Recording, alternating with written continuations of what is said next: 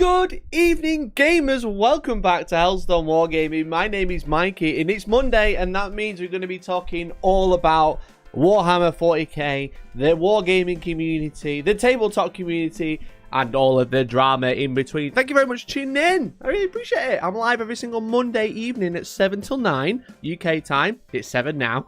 And I'm also live every single Wednesday morning for the morning news. It's going to be an exciting one this week because I'm trying out a new paint range. I did a new paint range 2 weeks ago. I've got another new paint range to check out. But tonight we're going to be talking about 10th edition. We're going to be talking about the 10th edition rules, what I like about them, what I don't like about them, what you guys don't like about them. And then we'll make that into a cool video. And we'll send that right into this space, into the internet space. And then everything will get changed. It'll be amazing. And it'll be all down to us. We'll be in a L'Oreal advert like this. Look, woo, baby. That's the fan. That's the plan. Also, the love heart on screen. That's because people are sending hearts, Tom. You should try it. You can send hearts yourself. You can click the heart button. You can send reacts. Oh, look at that. Beautiful. Beautiful. Oh, it's making me log in now. Please don't do this. Not now. My YouTube chat's gone. Oh, dear. Oh, dear. It's all broken. Oh, shit. Refresh. Back. There we go. Thank God. Thank God for that. But if you're watching, let me know where you're watching from, what you're doing, what you're up to, what you plan today. Let me know. Let me know. Connor Flynn, thank you very much for the 1 month. It's been a month and I don't regret any of it. Keep making that great content. Keep being excellent, Connor Flynn. Thank you so much for the 1 month, buddy. Really appreciate it. If you want to become a member, today's a great day for it. You know why? It's a nice day. Look how nice it is. There's actually light in the room. If you want to support the light in the room, become a member. We're trying to hit 10 members per stream. We only need 9 to go, okay? Connor Flynn's become a member already. He's off to a good start. So if you want to support the stream, you know, do the thing. Click join. £1.99 a month. It's cheaper than a coffee. It's cheaper than most things in life at the minute because of inflation. But otherwise, let me know where you're watching from. What you're up to tonight, and I'm going to say hello to all of you guys in chat. But let me say hello everyone. What are we whining about today? Whining? What do you mean whining? Coffee. I got coffee. I got my Dio versus Jotaro mug. I got my floor fan under my standing desk. I had a great day. Why am I watching this? I mean, I can ban you if you want, mate. Totally up to you. No getting away from late storm. I'm not late. I was on time. Nights go burr. Nights do go burr. Can we send aubergines instead? I don't think so. The last battle rap you played versus Eldar was awesome, Mikey. Particularly loved the rage at the terrain rules. Yeah, so I streamed on Friday. Obviously, the points came out last week. And me and Neil had a game together on stream, which was fun. Our first 10th edition stream. And I really enjoyed the setup. Obviously, Lambo was running the desk. He was so good at it. It was literally, I gave him like a 20-minute crash course. And he smashed it. It was so good. Obviously, like, we had a couple of issues at the start, but overall I was really happy with the setup. It looked cool, but the game's shit. It's not really. It's fine. It's got problems, but it was fun. It was fun to feel the wrath of the Eldar, to learn about it. Hey, Aaron, thank you very much for rejoining, mate. Welcome back to the members. Thank you so much, buddy. Look at that. We want one closer. Only 8 to go. Look at that. Thank you so much, Aaron. That's very kind of you. And also, if you haven't already, make sure you join the Discord. Link in chat. It's just about to come up. It's going to be great. Make sure you join the Discord because you get full access to the Discord. You get to talk to me. You can ask me anything. Unless if I don't answer, it's because I don't want to commit IP theft, Magoo. Particularly looking at you. But thank you so much, mate. I really appreciate it. Very kind of you. Again, memberships keep the channel alive. They keep me doing what I do. So if you do enjoy what I do, then do consider it. But I'm really glad you enjoyed the battle report, so thank you so much for becoming a member, buddy. Yeah, it was really fun. As I said, I felt the full wrath of the Eldar via Neil. Obviously, it's a bit of a longer stream. We're not planning on having every stream that long, but obviously, we haven't actually played that many games of 10th yet. That's a bit of a problem. So kind of like remembering all of the rules is easy, but like working out all the weird rules interactions is the big problem in a minute. So, who else we got? Who else we got? I'm back. 10th, here we come. Welcome back, Tom. Hope you're doing well, buddy. I planned my Necron army list for the weekend. Nice, Steve. I bet you did that all by yourself. I'm so proud of you. Quitting out printed Necron sheets. Printed. Oh, the new day cards. Nice, buddy. Is everyone getting their data cards printed out? Don't they know that they're going to get updated probably every other week? Let's be real. FAQs and updates every other week, probably. There's either going to be loads of updates where the data cards are always going to be out of date, or there's going to be no updates and you're going to be fine, but the game's going to be really bad. You were mad salty Wednesday. What was I doing Wednesday? I was in Colchester Wednesday. I'm watching from Washington State. Nice, Connor. Thanks for tuning in, buddy.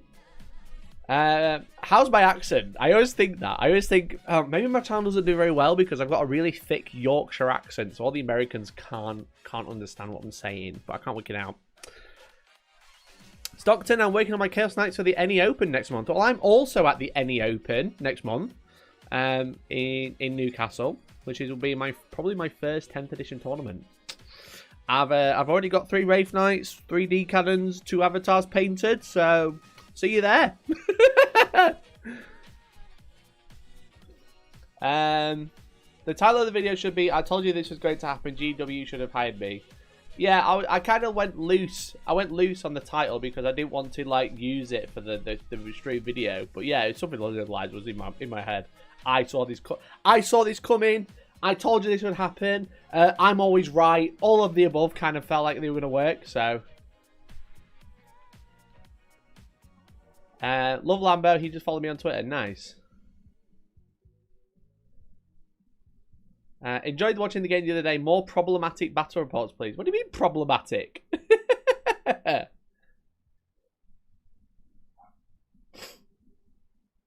The only issue I have is Eldari is my planned Ynnari army still can't take Corsairs. I don't even know how Ynnari works, to be honest. I won't lie.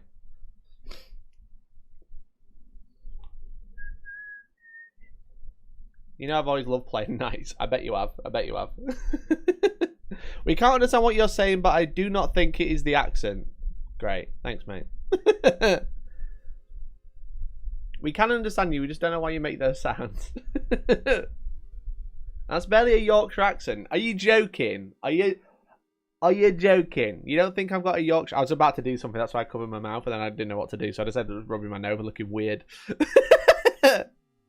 Your accent is fine. I can't see any flat cats or whippets or lard bread cakes. Anyway, listen. You should see under my desk. Flat caps galore. Apparently Sheffield accent is the best in England. Is it though? I don't have a Sheffield accent. Why 2 avatars? Why the fuck not?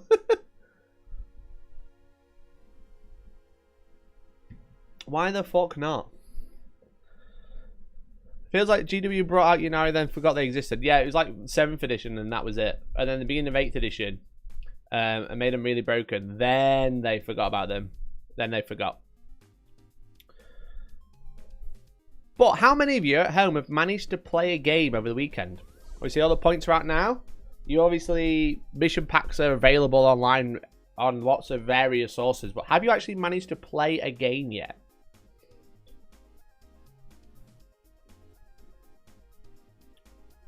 We have a real problem. I can't believe how far we have fallen. We have fallen.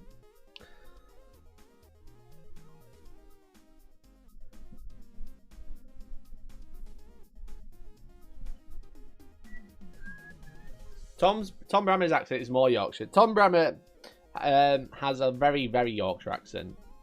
Very Yorkshire, but it's very high. So it's like, Yorkshire. My name's Tom and I'm from Yorkshire. Played a 1500 point game against Sisters. Yes, yes. I've not started yet, but we be in Leeds GT in August. I can't get enough of your clickbait. What do you mean clickbait? It's not clickbait. It's only clickbait if I lie to you, Val. If you want to hire me for Grim After Dark, then I'm open. I'm listening. I can come up with titles for days, mate. Days and thumbnails. Days of thumbnails. Titles and thumbnails for days. But I will charge you a lot. Sorry. It's like they're instituted by a former Corsair queen, and most of her forces are Corsair, and their model can join Corsairs, but she's your HQ, you can't. You're Yunari, no Corsairs. Yeah, that's weird.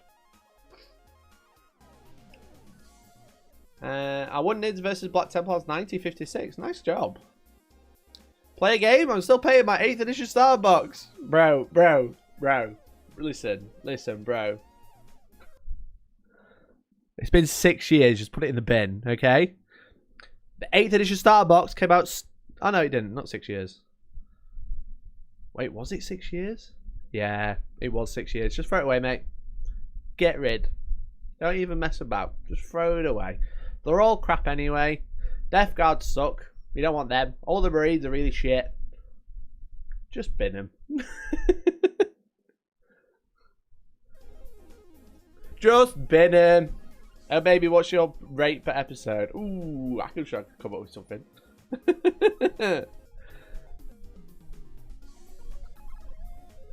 Had a game in the weekend. We got another using Death Guard on Wednesday night versus Custodes. That's going to be rough.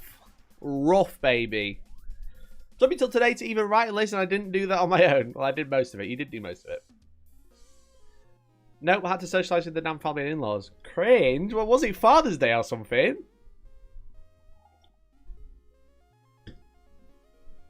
It's funny because I don't have a dad. I only have Warhammer. Warhammer is my dad. Do I have him here? No, I don't. If I had Gulliman, that would be my dad. Hey, thanks to the 2, man. Really appreciate it, Benjamin. Got Team Tony next month for my first 10th game. No pressure. No practice games. No list testing. Nothing. Straight in. Fair play. Eldar versus Nids did not go well for the Nids. Yeah, I saw that game on Kerry's Instagram. That would not go well. I'll play a game on my week off for my birthday. Until then, it's build and paint my pile of opportunities. No, it's your pile of shame, mate. Just accept it. Just accepted it. Didn't 8th edition have Hellblasters in? Yeah, it's shit, mate. When's your next battle report? So I've actually got one battle report filmed, starring two very special guests. One that you've not met before, and the other, let's just say I'll be holding loads of microphones in that game, okay? But this weekend is actually Hellstorm's All-Stars Heat 3, which is our 3rd event of the year. We have tickets available if you'd like to come down, but we're going to be doing battle reports over the weekend as well. So, like, on the launch of 10th, while you're all sat at home, practicing, or building armies, building models, you can come and you can watch.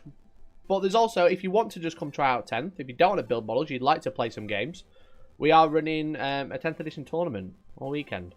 So if you're a member of the website, you get a discount, as you can see. We do have some tickets. It's this weekend at Sanctuary Gaming Centre. 2,000 points. It's 5 rounds, 2 on Saturday, 3 on Sunday.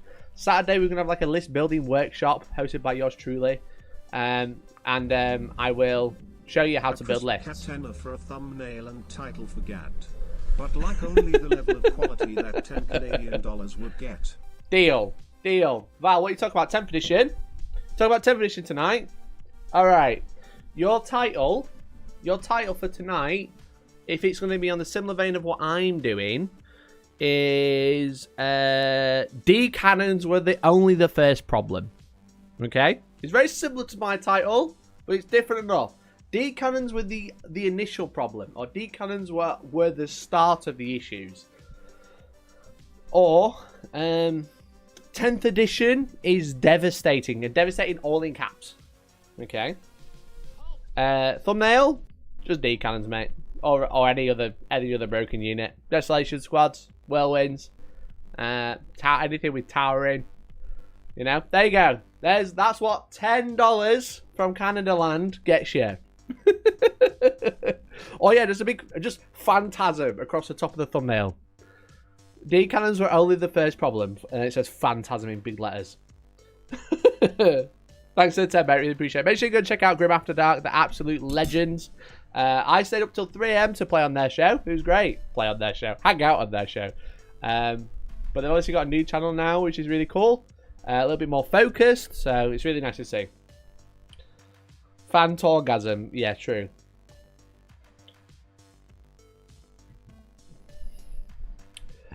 Hellstorm versus Valorant when? Well, Valorant said I've got to play Tyranids and he's got to play Space Marines. I feel like if we're going to do it, I've got to play Space Marines, he's going to play Space Marines.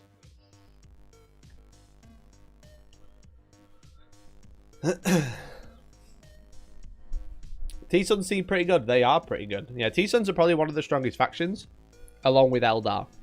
T-Suns, Eldar are like right up there for Devastating Wound Spam. We'll do a little proper talk about this soon. But then, like, Space Marines are really strong as well. And Knights. They're like, in my opinion, my top 4 factions.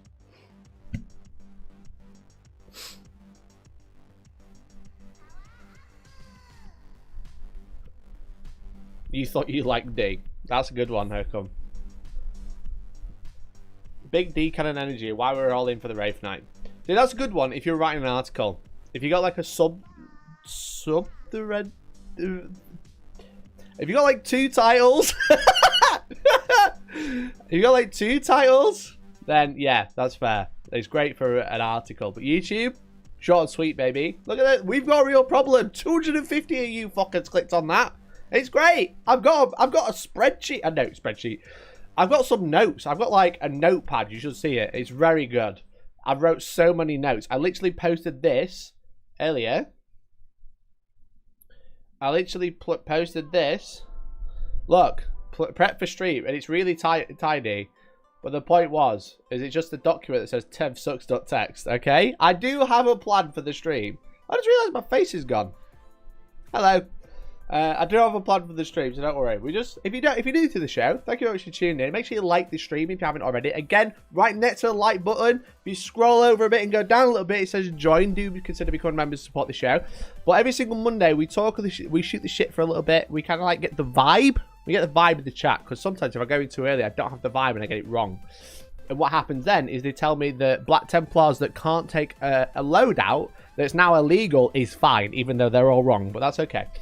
But we shoot the shit for a little bit, and then around 20 minutes, 25 minutes in, that's how we get into the meat and potatoes. That's where you get the real juice, okay? So if you're just tuning in, and you're like, what's the problem? I haven't gone on to it yet, so don't worry. The plan is, as always, is we do a little chat. I do a little bit of plug-in. You know how it is. The best army ignore line of sight easily. They never learn. That's true. Thanks to the 420, plays it! Thanks to the 420, mercenary. That's true. It is. All the best armies, just ignore the rules. Can we do a show of hands with how many people in chat are painting broken units at the moment? Okay, let's do it. Let's find out. Start poll. Are you painting new broken stuff? I love that. That just didn't type at all. Are you new broken units? Let's find out. Are you painting new broken stuff? Gift members so he gets to the content, please, Richies. That's true, Decknell. You could become a member for a little as £1.99. If we do hit 10, I'll jump straight in. So long, Bowser. Thank you so much for playing my game. Amazing how they made indirect problem again. Indirect has been a problem just forever. It's never been good. I included Knights. Knights will count. Yeah, Knights can count. Why not? I actually bought Desolator in your last video. Oh, mate, where's my... I should get an affiliate link. The Desolator affiliate link.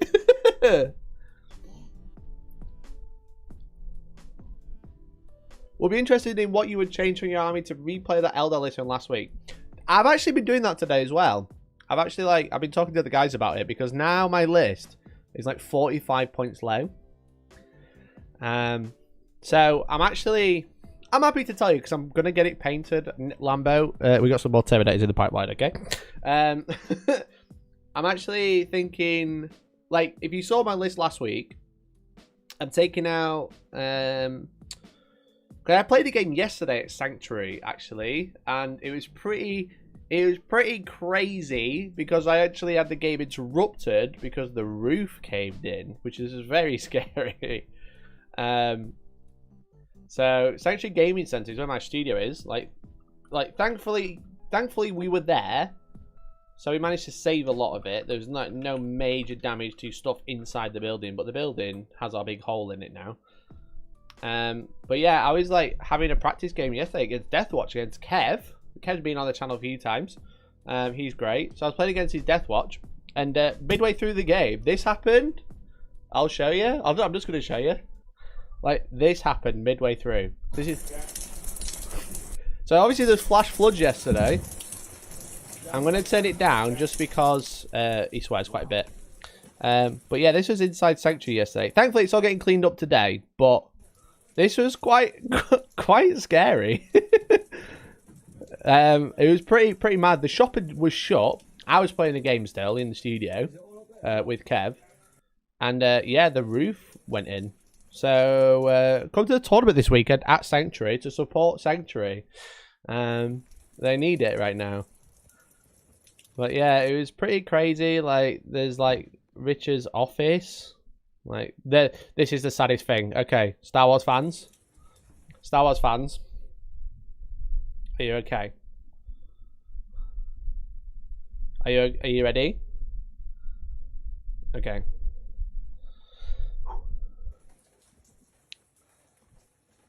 So this is Richard's office. That is Richard's limited edition Rebel pilot helmet. Fucking hell. Yeah, excuse Richard's language. So I don't know. Does anyone know how much that thing costs? Because I'd love to be able to replace it for him. Because fucking hell. Yeah. So this is the venue yesterday. It's gonna be fine for the weekend. Just so everyone's aware. But this is what I was doing yesterday while testing a new list. What happened? The roof caved in because of the flash flood. So, anyway, I'd love to be able to replace it. Maybe we could do like a GoFundMe or something. Star Wars X-Wing pilot helmet. the loosest search I've ever seen. Oh, there it is. X-Wing helmet. Oh, it doesn't come up. It did come up. There was a picture. Oh, it's there. Scaled replica. I mean, I found it. That was quite quick. So he had one of those and it's been really damaged. I mean, it's better condition than the one he has now because it's not full of water. I don't know. I feel like I want to get him a new one because it was really shit anyway. Well, anyway, the point was I was testing a new list. I was testing my old list yesterday. That's where I was going from. That's why I started talking about it. I didn't mean to. It was just shit, really. Basically, I didn't mean to drag up the rubbish, but yeah, I was trying to play a game, and then that happened. How can you believe it? Interrupted my Warhammer time. Thanks to the team, Benjamin. Really appreciate it, buddy. The Auckland, New Zealand GW store shut down because of that. Well, it's not surprising because it's like water damage is really bad. Is it miniature? It's miniature. It's like in the box. It's like this big. Put right on it. I don't think that'll work. Funnily enough, I don't think that'll work. That happens in other places besides Florida. I thought it was in Cali had the market cornered on flooding. Yeah, so like I don't really know what happened because like it's been really hot for the past week and a half. It's like obviously like everyone in the UK has been moaning how hot it is. But yeah, it like started raining for like 15 minutes, thunderstorms. Like proper came down so fast and I was like, oh, that's fine. And I heard a big crack and I was like, oh, that's the thunder. Anyway, my desolators are going to shoot again. Shooting my 9,000 shots. And then I realised Rich was fucking chucking everything out because there was water coming out everywhere. So it was pretty crazy. But again, thankfully we were all there. So we managed to like rescue pretty much everything. The only thing that really got damaged is that X-Wing helmet, which is a real shame.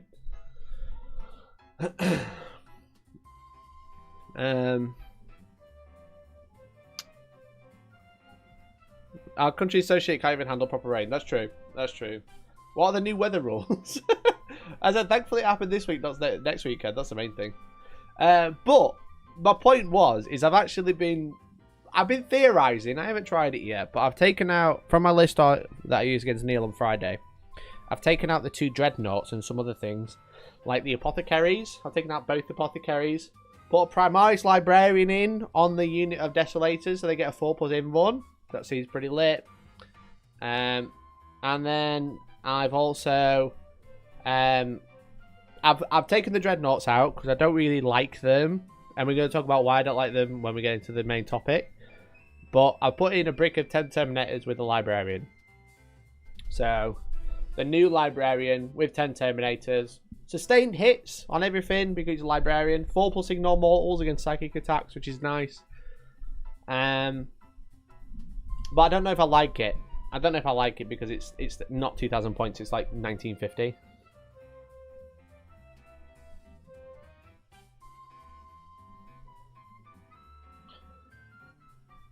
Painting is a word. It is, Starius. Should try it sometime. The roof caved in. Oh, Mikey. Oh, no. Anyway, my Desolators are going to shoot. That is what happened. That is what happened. That's exactly what happened. I was like, oh.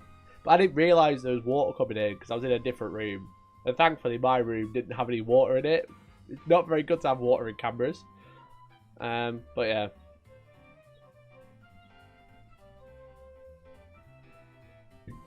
Enhancements.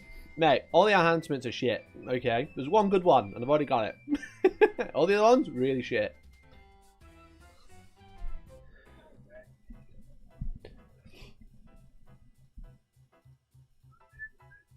You got more points, put it into enhancements. Nah, enhancements are bad. Enhancements are really bad. Most of them, anyway. You have like 1 or 2 good ones, take those, and then you build your list. Not the other way around, chat. Don't let Games Workshop gaslight you. You don't build your list and then buy enhancements. You buy the enhancements, put them on the units you want, take those units, and then you fill in the rest of your list. Okay. So, we haven't made it to 10 members. We do have the rest of the stream. If you want to support the channel, now's the time. If you want a super chat, I'm going to put all my super chats together and try and buy Rich a new helmet. As losing to the limited edition fucking Luke Skywalker X-Wing helmet is really bad. Really bad. Well, anyway, let's find the right song.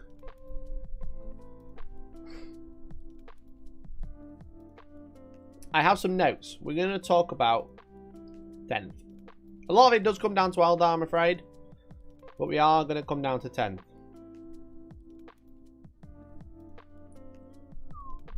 Okay.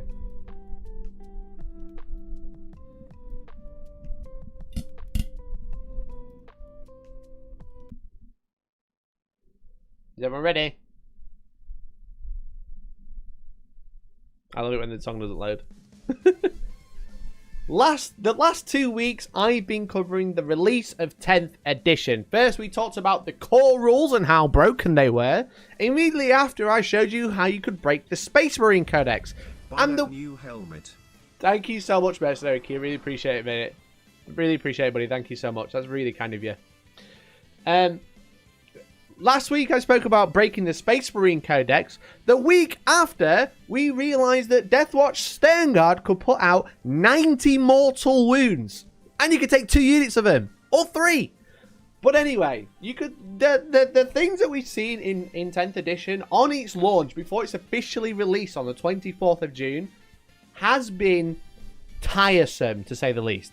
There's been a lot of problems. Now, before I get into the problems, I do want to say, overall, I think 10th edition is a great game. 10th edition is a really good game.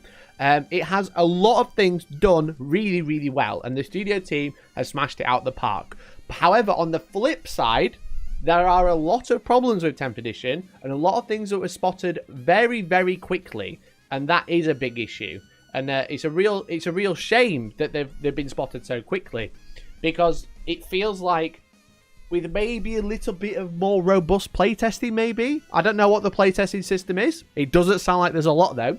But with a more robust playtesting system, maybe sending out rules earlier to a group of people to like have a look over it and spot these things, we would have avoided a lot of it. And we're going to talk about some of the main problems with 10th edition and what are some of the main things that people are having an issue with, whether they are playing casually, competitively, or somewhere in the middle. I'm going to talk about the general issues that people are starting to find with 10. I made some notes, so here goes. If you've got any problems that you want me to talk about, then do let me know in the chat or leave a comment down below.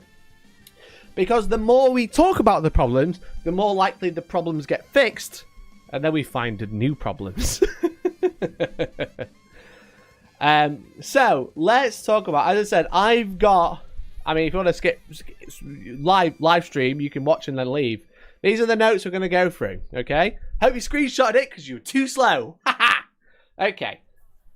So let's put some quiet music on.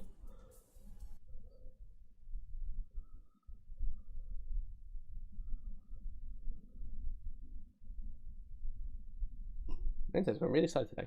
Rubbish. Also, Niall, thank you very much for being a member for 19 months in a row. Best moderator ever. Breaking 40k like the rain breaks Sanctuary's roof. It's true. It's true. So, one of the main things that Games Workshop has said is that the game now is less lethal. They've said everything's less lethal, and everyone's looked at the data sheets and you've gone, oh, that's got less AP. Oh, that's got less attacks, or that strength's down, or that toughness has gone up. But the problem is, I think, is that as well as everything getting less lethal, everything has also got very, very cheap. Now, the thing is with that, is because everything is really cheap, you have a lot more stuff on the board. So whilst you don't have an as lethal army, you just have more guns now. and like, everyone is going to have a lot more units on the board, but you have so many more tools to deal with the problematic units that your opponent is bringing.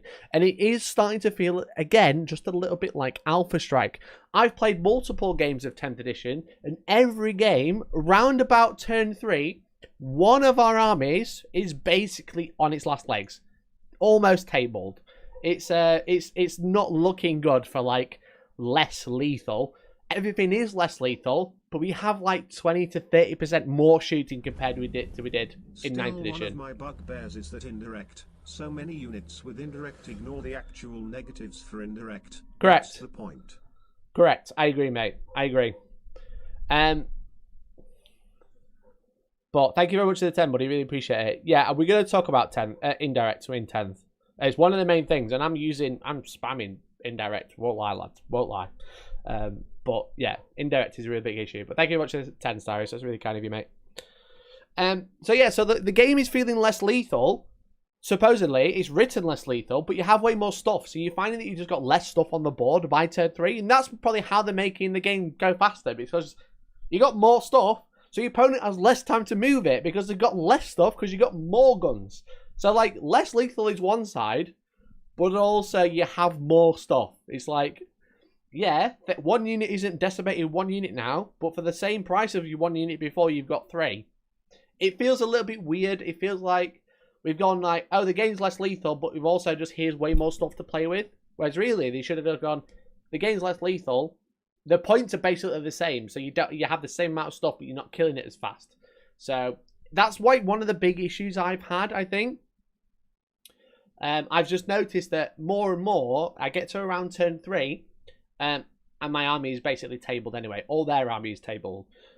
Or like close to death. It's where you know the game is already a foregone conclusion. And I think that's why they introduced the Gambit system into the mission deck, the Gambit system is quite fun. Spoiler alert, I hope you saw the battle report of Friday, because your boy fucking got one.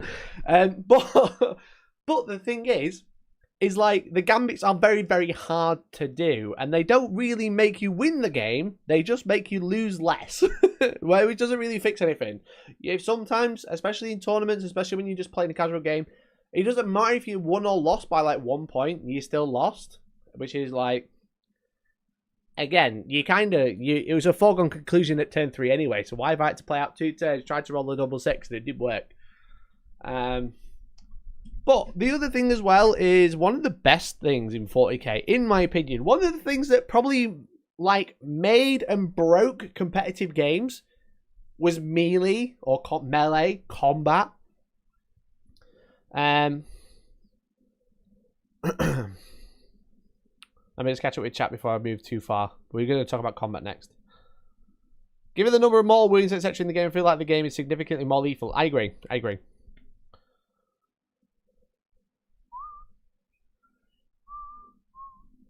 More guns, but surely there's more stuff to shoot at. Yes, I agree. But you can just take out all the problematic units your opponent has, because it's a lot easier to do because you've got way more stuff shooting at them.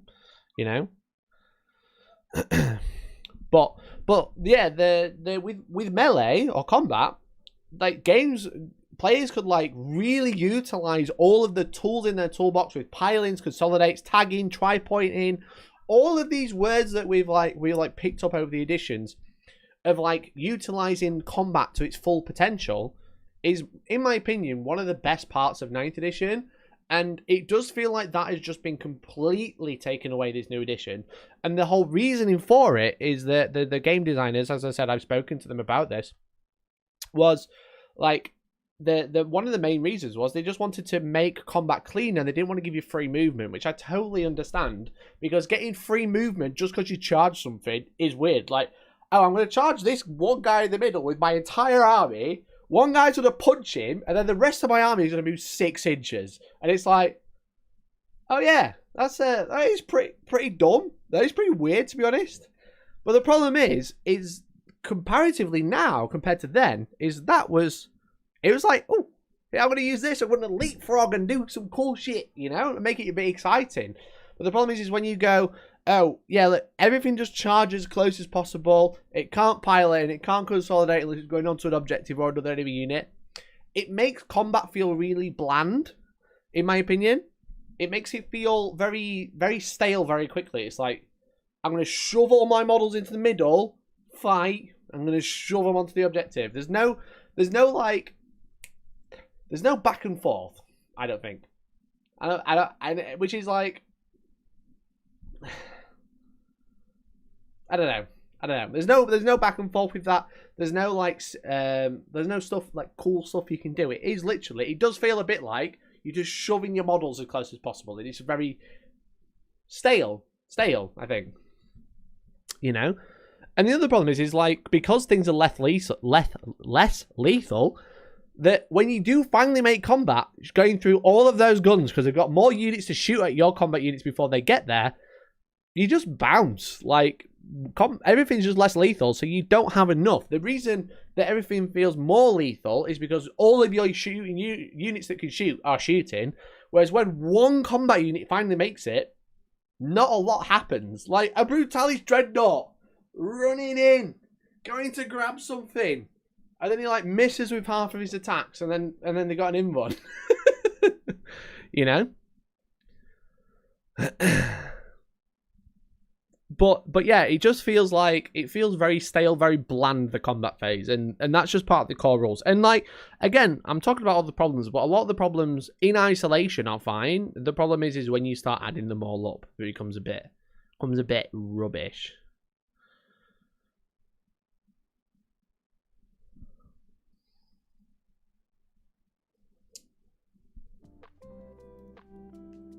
There we go, music kicked in.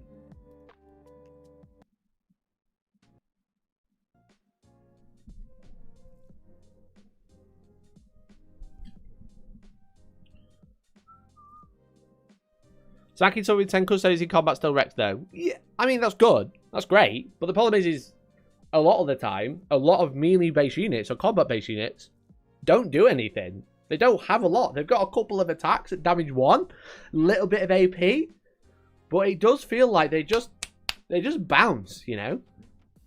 I think custodians are fine then. Are you going to sit there and do that to me? Like, oh, you said this? Does this mean you said you like kitchen foil? Does that mean you hate cling film? Come on now. We're talking about generic problems of the game, you know? We're talking about the core rules. The core rules. Start there, okay? The problem is getting custodians there. Yeah, a lot of the time, like, you've got these really good dedicated melee unit. It finally makes combat only half the strength now, and it just bounces off everything because it's less lethal.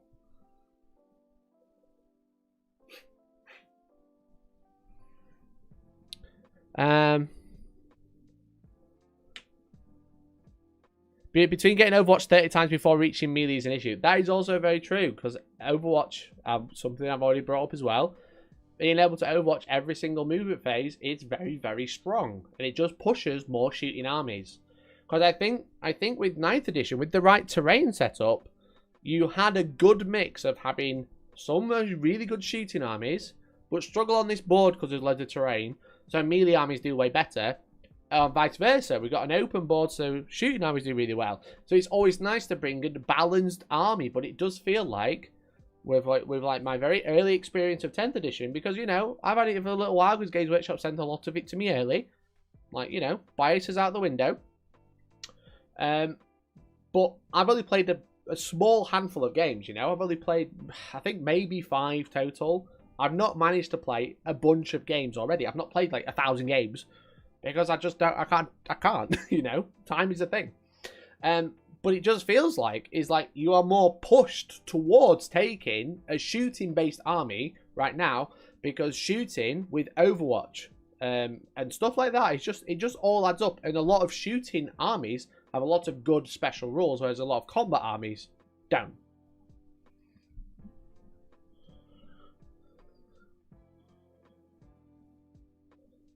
But yeah, that's like a big problem with melee, with combat. I think it does feel like as soon as you make combat after you've been Overwatched 40 times, you actually just bounce and nothing happens. But also going back to it with shooting, devastating wounds. Oh my lord, devastating wounds is by far one of the dumbest rules I've ever seen, right? When Votann came out in 9th edition, people were in outcry about guns becoming mortal wounds and damage spilling. And it was actually ridiculous, you know? The only few times you got that were special mortal wounds psychic powers, such as Smite, or basically combat with Plague Marines with Plague Flails. That is pretty much the only 2 times you saw damage spill. But they made it in shooting. And everyone was in outcry. And they also, with Votann in 9th edition, allowed you to manipulate the dice to get easier mortal wounds. And essentially the equivalent of devastating wounds. Now, devastating wounds to me definitely feels like a rule they wrote whilst they were writing Votann, before they were writing Votann, and they were like, you know what, that's a cool mechanic, and then wrote it directly into 10th edition, only then to release the Votann Codex to the public, and the public go, actually, this is really stupid, and then them change it. You know?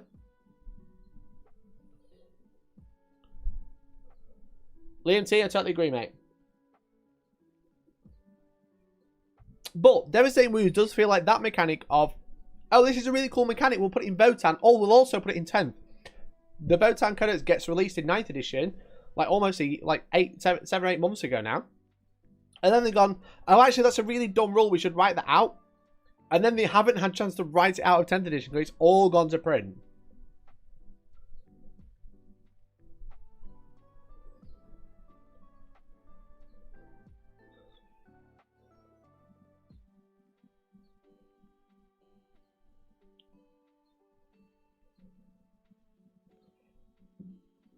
And with that, with Devastating Wounds, obviously, like, if you've got a gun that's shooting, and you roll to hit, and you roll to wound, and you happen to roll a couple of 6s, it's probably fine. It's probably that it's not a great deal. The real problem is, with Devastating Wounds, is all of the mechanics that can manipulate your dice, whether it's a re-roll, flat choose, flat put in the dice and roll it onto a 6 for free, anti... All of these manipulations make Devastating Wounds one of the weirdest, strongest, most broken rules in the game, in my opinion. This is me talking about someone who has felt the power of the Eldar right where it hurts, you know? Right there. It wasn't good. But the thing is even still, without looking at Eldar, which we will talk about, like, for example, I've been enjoying running the Gladiator Reaper. It's 12 shots. It's twin linked, so it rerolls wounds. And it has Devastating Wounds. So what I'm finding is that even if I need 2s to wound against the unit, I'm like, what if I just re-roll them all, because I re-roll all wound rolls, and just trying to fish for some more 6s so they don't get any save and they just take a mortal instead? Now that's really strong. That's really good, you know. 12 shots, hitting on 3s, potentially full re-rolls with open moment, but let's say no. So 9 of those shots are hitting, because it's 3s to hit. If I'm against infantry, the 6s are becoming 3 hits rather than 1, because of sustained hits 2 against infantry. And then it's basically 6s re-rolling. I might cause some wounds, but I might cause some mortals as well. And that's really good. That's really strong. But it's only 1 damage, so it doesn't feel so bad. But obviously, with Eldar, and lots of other things, but Eldar are the most notorious, because we're going to go on to Fate Dice and stuff like that, but Eldar are the most notorious because they have a heavy access to devastating wounds, and they have the Fate Dice. Now, we'll talk about Fate Dice in particular when we talk about Eldar as a whole, but the fact is you have rerolls, you have Fate Dice, you have Anti, which triggers devastating wounds on whatever Anti-X you have. Anti-Monster 4+, on a 4 you're going to make mortals, you know. Anything like that, being able to interact with what should be a 1 in 6 chance. A 1 in 6 chance is, oh, I roll a 6. That means it does better. Cool. Whereas actual fact that you just see like loads of rules being able to manipulate those dice, and it doesn't feel fair, because it's like, oh, yeah, you're going to do mortals 1/6 of the time, but you re-roll, or oh, you're going to do mortals 1/6 of the time, and you're just going to put the 6 in there, or with Deathwatch, which Games Workshop have already addressed, because Deathwatch with the Stern Guard for 1 CP could could do mortals on 2s to wound, re-rolling, and it was like, wait a minute, we've got full re-rolls to hit, we've got full re-rolls to wound, and 2s to wound and mortal wounds against infantry. That's 45 mortal wounds, and you can shoot again. And Games Workshop were very quick to address that, and it was great. It was really good of Games Workshop to address that, and I applaud them for it. You know, whether I influence them or not is another question. But I applaud Games Workshop for being so proactive with a digital rule set to go, oh, actually, this interaction isn't very good, and they should be doing that now. They need to be more proactive. They need to be like, oh, actually, this mechanic as a whole is a problem, because the update to Deathwatch, if you didn't see it, let's just pull that up so everyone's aware of what they've done, because again, you might not have seen what they've done. Where is it? Where is it? Deathwatch, Deathwatch, Deathwatch, Deathwatch. Where the hell's Deathwatch? I've been dumb. Ah, maybe because it got updated afterwards. Yes, it got updated afterwards in a different place.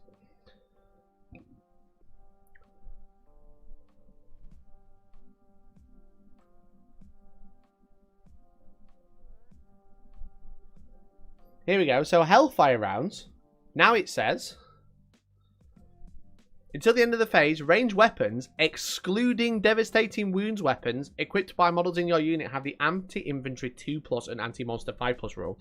Now, obviously, when we reviewed this last week, just a week ago, it got updated on Tuesday or Wednesday. They didn't have this limitation, but now what you have is a unit, or like multiple units in the Space Marine book, that can't interact with this stratagem, which in my opinion is the wrong way to do it. It is just flat out the wrong way. And it's because how anti is worded. Now, I think anti does need changing. And I tweeted about this. Follow me on Twitter, the Hellstorm Mikey. I think anti as a whole, because what anti does is, if you don't realise how the mechanic works, is anti is whatever you roll, if you roll equal to or above the anti value, so 2+ in this example, it causes a critical wound, or a critical, yeah, it causes a critical wound. And a critical wound is obviously anything that is a 6 to wound is a critical wound, because it implies that 6s always wound, no matter what your toughness is. So anti makes your dice go from a 2 to count as a 6. And this is another way that Games Workshop has allowed you to manipulate dice for mortal wounds, for devastating wounds in particular. Now, I think anti should be more like poison. So it's like, regardless of the toughness, it always wounds on this, you know? Which actually changes, going from 2+ counts as a 6 So 2+ counts as a wound, but 6s still trigger. So it would be a lot cleaner on this stratagem to be like not excluding devastating wound weapons, because that means the Stern Guard just can't interact with this stratagem anymore, which is a real shame. But if you had like anti as a previous poison weapon where 2+ ignores the toughness, for example, then you still roll to hit and roll to wound as normal. 2s still wound, but only natural 6s cause anything special like devastating wounds. Because I think having rules like this as a fix is a bad fix, when the real issue is the interaction between anti and devastating wounds.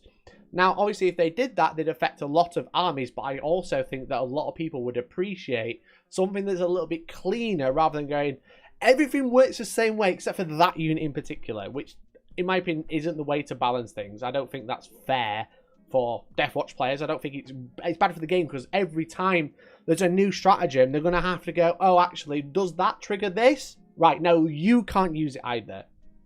You know?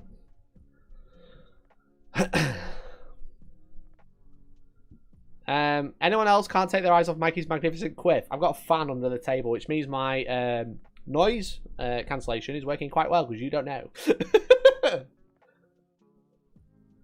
But that's something that I'm really disappointed with. That's something I'm really disappointed with, because I think devastating wounds as a mechanic is fine without manipulation. I think anti as a mechanic without manipulation is fine as well. It's when you stack these together, you know.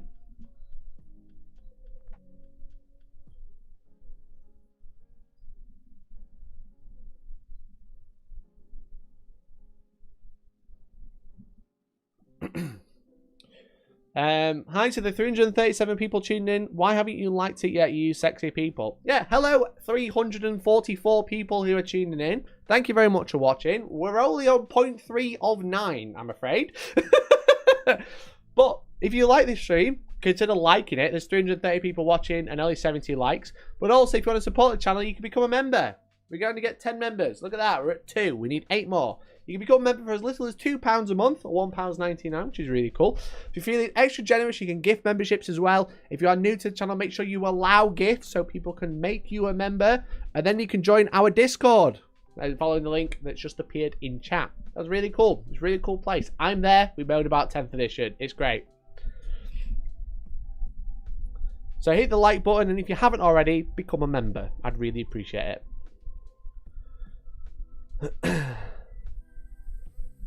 Just quickly catching up with chat.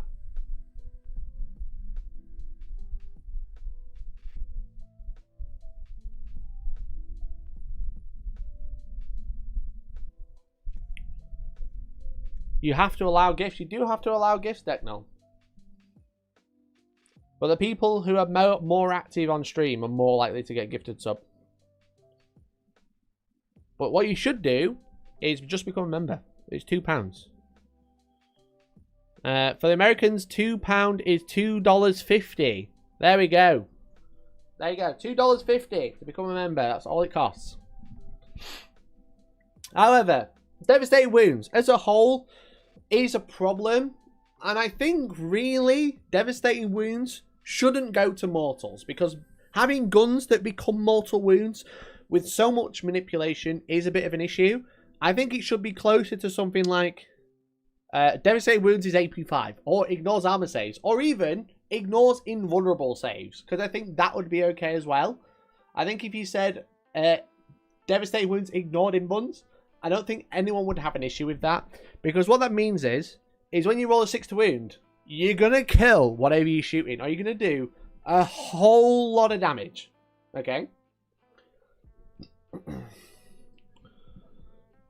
So maybe make devastating wounds, ignore invulnerable saves, which is very close to what they're going for, I think.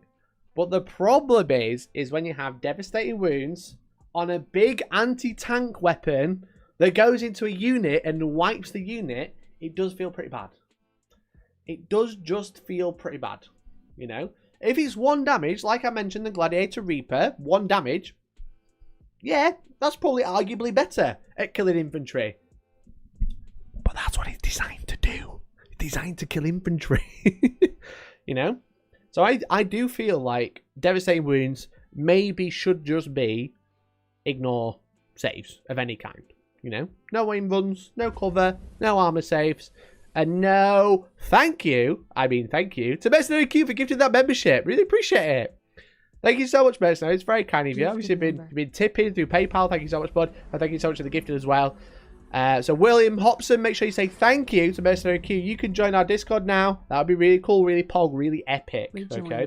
And also, PCG Scorpion has become a member as well for $2.52. Thank you so much, PCG Scorpion. That's very kind of you, mate. I really appreciate it. Thank you so much, matey. That's really kind of you. So we're only a couple away? I think we're 4, so we've got 6 left. We're at 4 because the gifted member's not showed up. Thank you so much, guys. I really appreciate it. It's really kind of you. Again, if you want to support the channel, you know what to do. Okay? Link in the description if you're on your phone, or you can press the join button that's down below.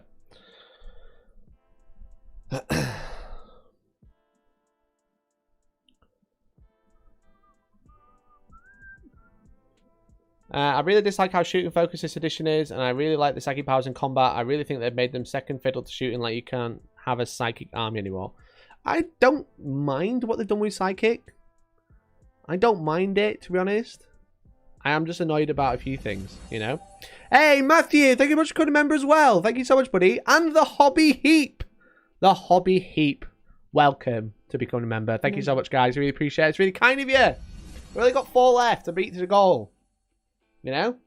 Only 4 left. Ignore the 5. It actually says 6 because gifted doesn't work. But I do keep in mind. Member. You know? Thank you so much, guys. Really appreciate it. You're very, very kind. You know? I apologise for like pushing like the monetary and stuff like that, but it is literally the only thing that keeps the lights on. Ad revenue's like really through the floor right now, so things I'm like feeling the pinch quite heavily right now. So people becoming members and super chatting are like the best way to support me. So if you enjoy what I do, thank you so much. I really appreciate it.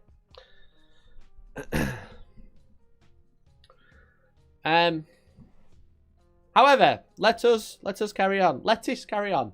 We talked about devastating wounds. I think they should probably just ignore invulnerable saves.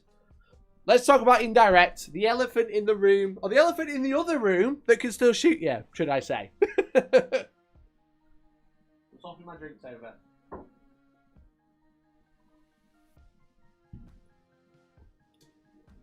So, indirect. Now, just because something's broken and you use it, doesn't mean you can't say it's shit, okay? I have been using 10 Desolators with Bolter Discipline, and my god, they are one of the most undercosted units I've ever seen, and that is including the Wraith Knight. The Wraith Knight is undercosted.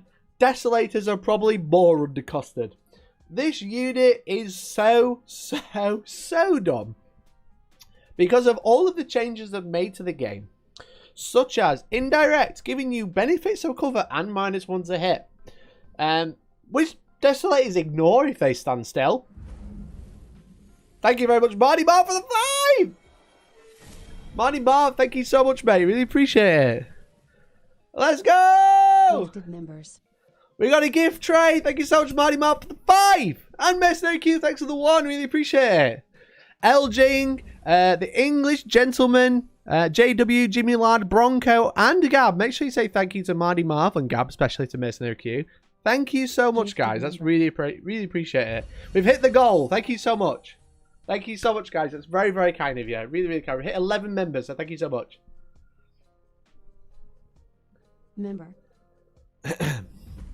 Thank you so much, guys. Really appreciate it. Are the objective markers still the same for 10? Yes, they are, matey. You've actually got the round circle in the middle as well, which you need. So. Rejoined. Keep up to good work. Is Towering on your list? Starius, thank you so much for the 25, mate. Oh my god, that's such a large donation. Thank you so much, matey. Towering is on my list. It's actually the next one. But yeah, Towering is on the list. Thank you so much for the 25, mate. That's really kind of you. Honestly, your generosity means so much. Again, I hate to ask for it, but I do have to ask for it sometimes when people pull through. Honestly, I can't thank you all enough. Ryan, thank you much for becoming a member as well. Really appreciate it. Welcome to the club. Again, if you just become a member, whether it's gifted or just become a member, do join the Discord as well. I'd really appreciate it. Thank you so much, guys. Really, really, really kind of you. Really, really kind. I'll stop plugging now. I'll stop plugging. Promise. Okay? You're doing the Lord's work. Rejoined. So thank you. There we go. Starry Show message just come through now. Thank you so much, mate. The bot was like, "Now we need to jump the queue." But yeah, Towering's next, buddy. We'll do that next. Okay. Indirect. Okay. Thank you, everyone. Really appreciate it. So, indirect is a great mechanic because it makes sense. We're in the 41st millennium. They're going to have guns that don't need line of sight. We've got bugs that fly, that have claws out of their arms. We have robots that are from 65 million years ago. They're older than dinosaurs and they're alive. It's okay to have indirect, but Games Workshop have never had the finesse to balance an indirect weapon. It's always give with one hand and then give with the other as well. Just take this. It's dangerous to go alone. Take 30 Desolators. Because indirect is obviously still very strong, especially when you have units such as Desolation Marines that are quite undercosted and also ignore the indirect rules when they stand still. Now, 10th edition, with leading units, with characters joining units and giving that unit a really good buff, is pushing more and more people to start thinking, oh, maybe I'll take a big maxed out unit and attach a character to it. So, for example, 10 Desolators and an Apothecary, but also like 10 Terminators, you know, a big fat unit of Deathwatch veterans, you know. There's loads of other stuff. You're more likely to take a big unit to attach a character to it to, one, protect the character, and two, maximize the stratagems and buffs from that character in particular. But the problem is then they introduced Blast and then made indirect really cheap. And most indirect has Blast. Now, I was shooting 10 Desolators, 10 Desolators and Deathwatch Marines, units of 10, and I was getting minimum 30 shots that explode on 5s, which is very dumb. Very, very dumb. Because obviously you got enhancements, you got stratagems, etc. And you've got Blast. Now, adding 1 to each dice roll for the number of models in that unit. So, if you're shooting a unit of 10, if you have Blast, it's whatever you have shots plus 2. Which in a Desolator's case, is D3 plus 2. So D3 plus 2, you're getting a minimum of 40 shots. And then you're rolling to hit, you're probably re-rolling, you're getting exploding 5s because sustained hits 5 because of the Devastating Doctrine and Storm of Fire stratagem. You're getting a load of hits. I had 10 D3 shots and caused 38 wounds at AP1. Or maybe AP2, I can't remember.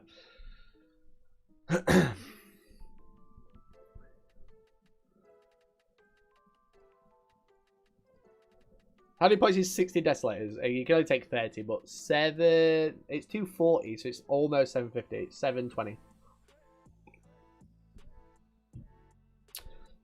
But then you have this unit that just ignores the rules, ignores the -1, ignores the indirect, ignores the benefit of cover, gets AP, and it's really cheap. And I found a lot of units are very, very cheap. Such as the Whirlwind as well. The Whirlwind chassis is 125 points. It is severely undercosted. I've got plenty of Whirlwinds and plenty of Desolators. Games Workshop, don't nerf him until I've won a tournament, okay? Don't nerf him until I've won a tournament first. That's all I'm saying. But they are problematic. They are a bit of an issue. So there's lots of indirect. There's obviously guard indirect as well, like Earthshaker carriers and Basilisks and whatever. But because everything's less lethal, guys. you just have more of it to shoot indirect, which is a problem.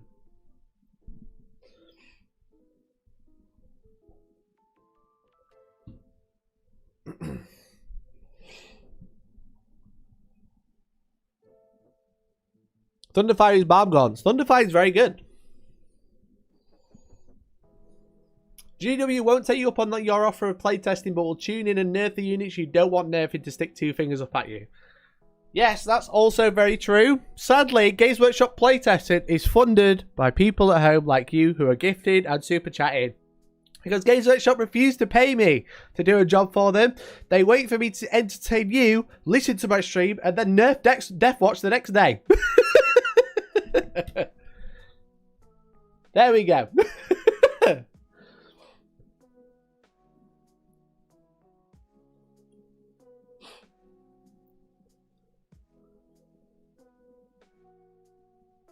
But even with indirect, another issue, one of the biggest elephants in the room is anything with towering. You know? We know Adam Trout listens to you. Adam Trout does listen to me. He was like, are you Hellstormwargaming? I was like, you're Adam Trout. Why do you know my name? I was like, shit. I've watched his stream and said some not nice things.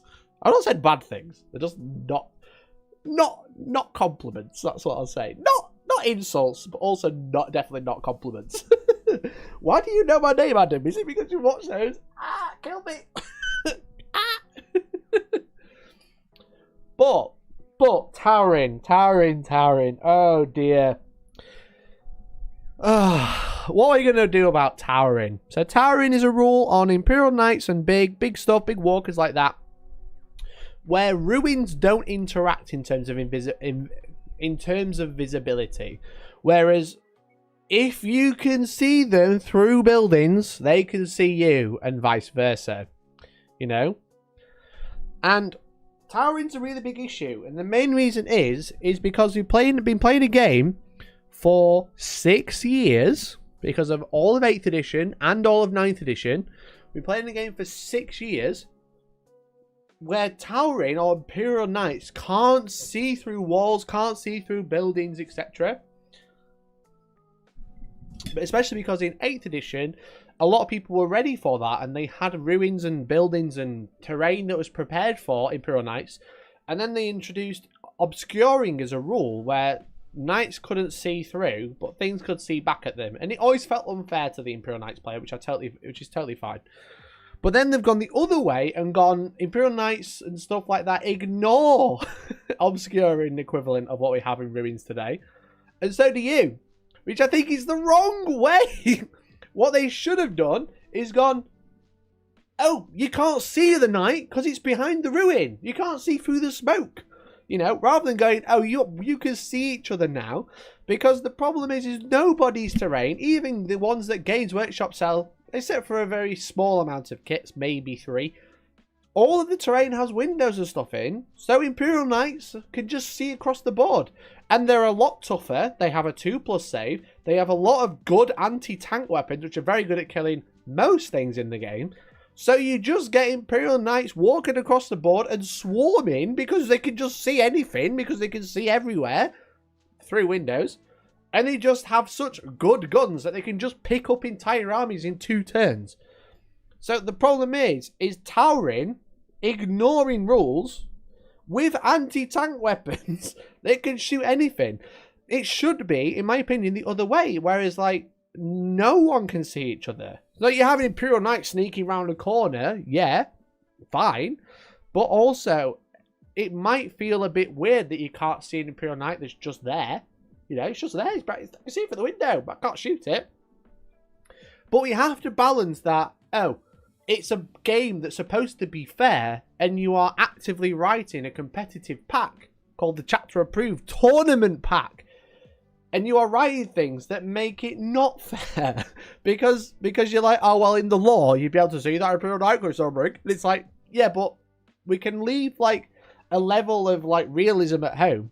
Because we're playing a board game with tape measures. You know?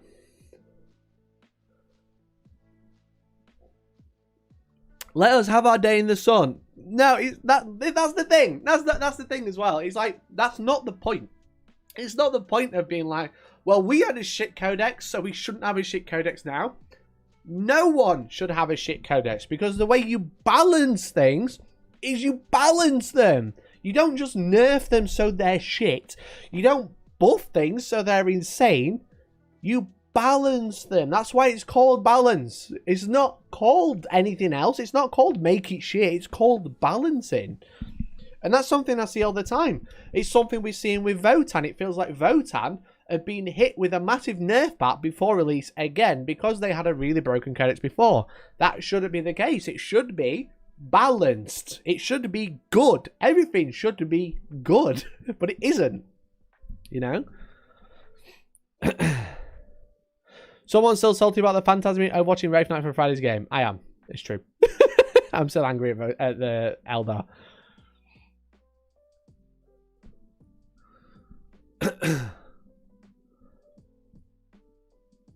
Everyone should be playable against other factions of elites, and A if not, vehicle quickly can gets see there. the knight and it see them, but the same vehicle can't see a unit the other side of the terrain it's touching. Exactly, Starius. Look at that. We don't agree on a lot of things, Starius, but we are agreeing tonight.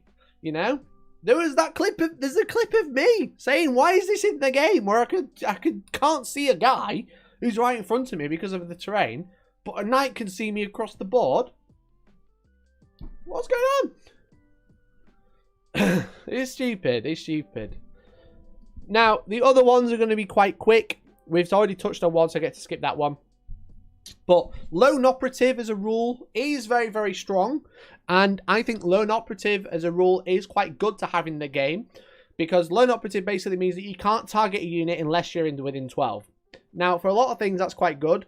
But I do think that if you're going to have special characters with lone operative, why can't I target them with sniper rifles? Sniper rifles have the precision special rule, and there's a lot of things that has the precision special rule, which is specifically for targeting characters in units. Why doesn't the precision rule let me target characters not in units that are lone operative?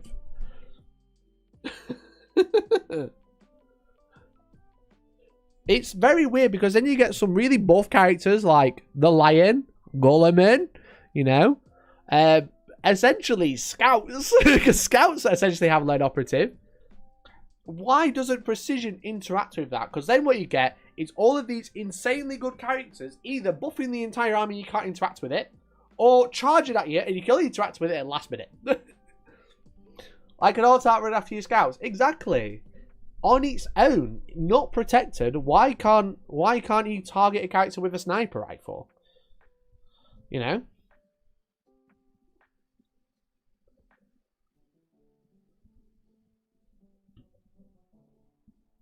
Skill issue. I agree now. Just a skill issue, to be honest.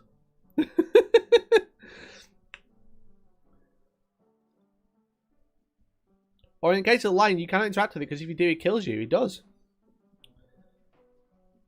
Plot armor. Yeah, but I mean, lone operative would be fine if you could be like, oh, in case my opponent has lone operative, I'm going to take some sniper rifles as a counter. There's no counter.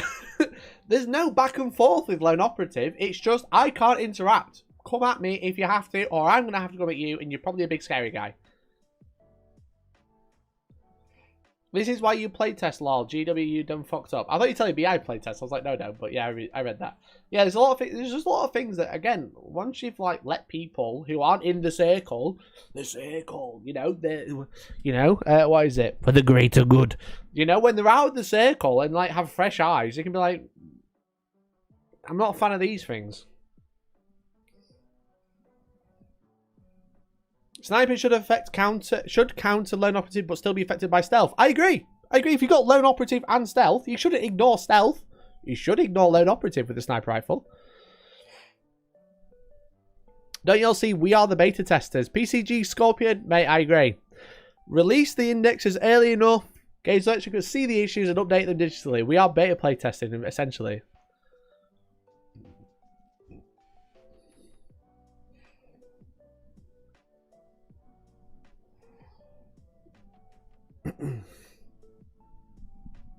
But the final one of the core rules, Overwatch. Overwatch is just way too cumbersome, in my opinion. Overwatch is a stratagem in the core rules that you can use once per turn, and you can shoot a unit anytime it ends a move or starts a move, no matter what type of move, including charging. Obviously, when it's in the charge phase, it's like, oh, you do want to Overwatch when I'm about to charge? It's fine. But they've made it so you can shoot at a unit every time it moves. Which creates really cumbersome movement phases where you go, I've moved my unit. Do you want to Overwatch? No? Okay. Right, I'm going to move this unit. Do you want to Overwatch? No? Alright, I've moved it. Do you want to Overwatch? No? Okay. Now I'm going to start on this unit. Do you want to Overwatch? And it's really weird. It's just very cumbersome. In my opinion, it should be at the end of the movement phase. You know, if you're going to have it in the movement phase as well, at the end of the movement phase, you can Overwatch a unit that's moved, you know?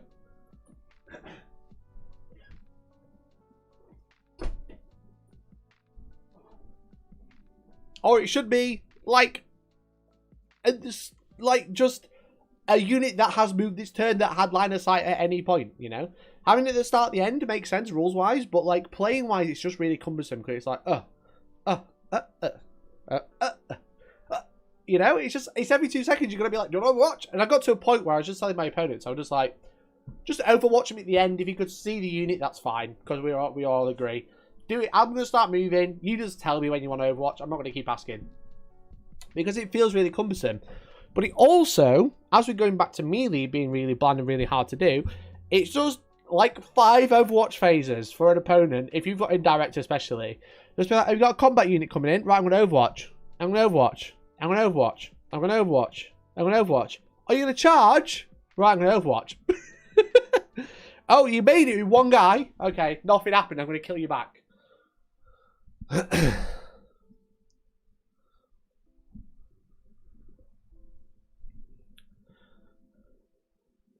Potential mini drama. GW wants Nova all to themselves, so Nova tells Wargames Live, aka Joe, sorry, GW said no. Has there been a public postscript?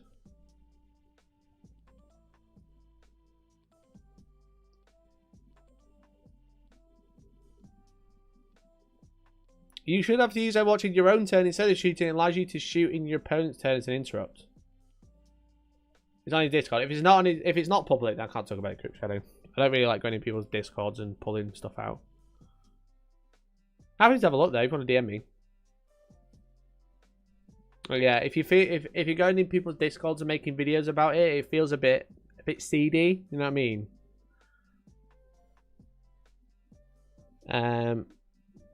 It feels a bit like he's almost leaking DMs. You know what I mean? Just came in at the infinite Overwatch loop. Doesn't it cost like CP or something? Yeah, we get CP every start of your opponent's movement phase, mate. You get CP every single turn. You can Overwatch every turn. Yeah, you spend it on other stuff, but yeah. So that's the problems, in my opinion, with the core rules. Now, I've been looking. Obviously, I played against Eldar on Friday, and it was an experience. Now, safe to say, I did almost win that game. Okay, I only lost by a single point. Okay, if I hadn't got mad and they just ignored the Wraith Knight, would have won. Okay, but yeah, like Overwatch is a thing, but Eldar is another thing. You know, the problem is with Eldar is everything. But in all seriousness, Eldar just take everything that we've learned about the problems with the core rules and just maximize it to full. And the main thing is they have a lot of access to devastating wounds. They have all of their Wraith guns, all of their D platforms and stuff like that. All the things that are very obvious, they have access to all of it, and it's very, very cheap. It's all very undercosted. Like a Wraith Knight being 370 points is just way too cheap. It's very, very dumb. And I think we can all agree that is way too cheap. But the fact is they have all of these abilities, all of these guns, sorry, and they have abilities that can guarantee rolls, you know. You have Fate Dice that can guarantee maximum wounds and maximum damage, because obviously you're wanting 6 wounds to cause devastating, and then you can drop in flat wounds to do damage and just kill units, you know. Oh, you got a unit of 10 there, I'm going to drop in 2 5s for Fate Dice and just cause 10 mortal wounds. That's just them dead, you know. Now, Sisters of Battle, Adeptus Sororitas, have a very similar ability, but they aren't nearly as powerful because Sisters don't have access to devastating wounds. They get Miracle Dice, they get 1 per turn, or sometimes they get 2 if they're very lucky, but they don't have access to devastating wounds like Eldar do. They just don't have that. They don't have the output compared. They don't have the weapons that can use Miracle Dice to the maximum. Pounds for the parasocial god. Kyle, thank you much for the 20 bucks, man. I really appreciate it. Thank you so much, mate. That's really kind of you. Thank you so much for the 20 bucks. Pounds to the parasocial god. I really appreciate it. That's really kind of you, mate. Thank you so much. Thank you. Hopefully you're enjoying the show, guys. Really appreciate it. But yeah, so like Fate Dice, you get all of these dice at the start of the game. Like 12 of them. You can re-roll if you want better results. But then you have access to loads of guns that are really good at like doing high damage, flat devastating, doing straight mortals. And you can get a free fate dice for every objective you hold with Guardians. And these units are like 110 points. For 10 Guardians, you'll slap them on an objective at the home. Slap them on one safe in the middle. That's 2 free fate dice every single turn. And then, Farseers. Farseers flip one within 12. Just do a flat 6, alright? You want more wounds? There you go. Enjoy. You want more wounds? There you go. Enjoy. The fact that the Farseer ability to make a fate dice a 6, in my opinion, is fine. If it was on the unit it was leading. If it's because it's on any unit within 12, it feels really silly. Again, Sisters have a character that could do the same ability only to the unit that it's leading. It does not have a range. It does not have an ability within the X. It's just the unit that's leading can use a miracle dice and count it as a 6. Once per battle round, sorry. That's just like, that's fine, because you've paid for this unit. You paid for this character. Now this unit gets better because of this one character. Whereas Eldar can go, all you lot, listen to me. Who wants devastating first? You have devastating. You have devastating. You have devastating. And it's really crazy. It's really crazy. The Triumph doesn't do it in a 6-inch aura. So half the range, and how big's that model? And the other problem is, the main, another problem, is Eldar can reroll a hit and a wound for free. That's their army ability. You know? That's their army ability. So I don't know if you realised, but what you can do is you can roll to hit with a dice, you know, and re-roll. And then you can roll to wound. And then if you don't roll what you like, you know, you can re-roll one of them and use a fate dice. So you actually get a free chance at rolling a 6 before you have to use a fate dice. Because you can re-roll a dice and then use the fate dice to automatically guarantee it.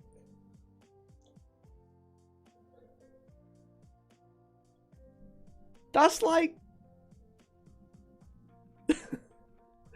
And I don't understand how you can be like, yeah, what we're going to do is have fate dice mechanic, automatic 6 fate dice mechanic, and let you re-roll a wound roll mechanic all together. You know? Isn't that another Sisters thing? You have to choose to use the dice before you roll. I believe so. I believe so, Mercenary. The way that Miracle Dice are wrote is very clear, very concise, and not very strong. It's good. But it's not very strong. But Eldar is like the same ability, just on steroids. You know? As I said, like, you can roll to hit, roll to wound. Oh, I didn't roll any 6s, so I'm going to re-roll one of them and just make it a 6. So you basically guarantee a fate dice on a 6 or a devastating wound roll every time a unit shoots. You know, you can only do it once per battle round with a Farseer, but then you can still re-roll everyone else with a free re-roll to hit. You know? You know what I love about dice games? The ability to re-roll everything. So very fun for my opponent to draw things out for both of us. Also, hi Retro, how you doing, buddy? Absolute sexy, man. Absolute sexy. Jules from Living Let's Dice in chat. Thanks for tuning in, buddy. But yeah, like, what's worse than re-rolling everything is just not re-rolling and choosing the number you like and dropping that in instead. You know?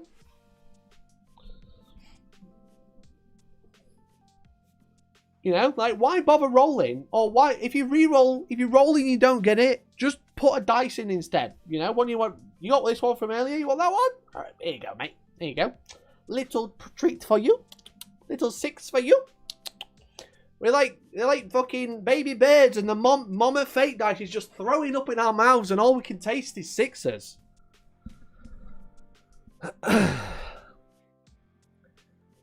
So... The main, and yeah, why the hell are Fire Prisms 125 points? That's another question. That's the one for another day. But a lot of these issues that I spoke about, and I've been speaking for an hour, so I am going to stop this conversation now.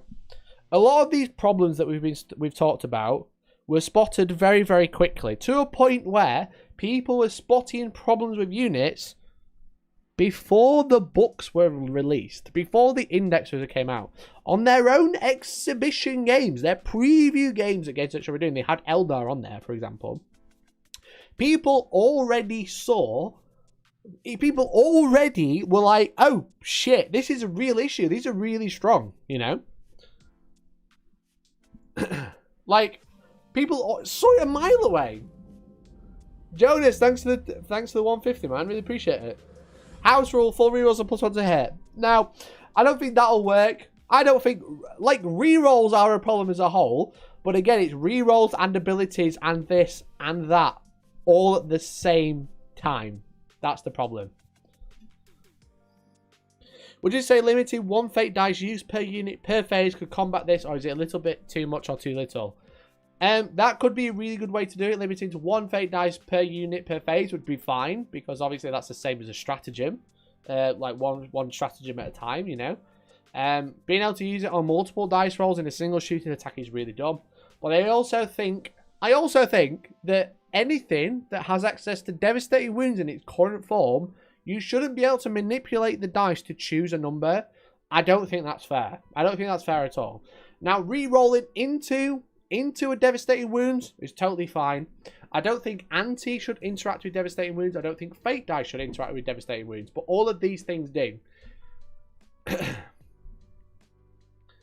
So like the problem is the core rules have real issues, and then the indexes are written to abuse those core rules, because that's how codexes work. Codexes overwrite the core rules, you know. We have all these rules. This is the Bible of how Warhammer works, and as soon as you start playing the game, half your army ignores those core rules and has special abilities. That's what they're called. So like, it's just the problem is, the main problem is the core rules are pretty baked, you know, and then the indexers just roll on them.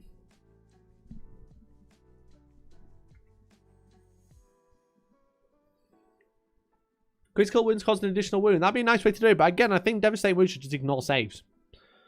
Because then anti-tank weapons are going to feel really good into tanks, but they're not going to feel that great into infantry because they're not supposed to be.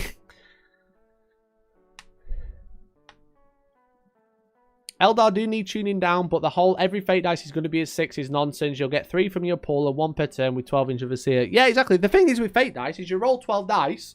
No matter what you roll, 5 of them are a 6. No matter what you roll, if you got a 1 Farseer sat at the back, all 5 of those dice count as 6. Plus whatever else you want.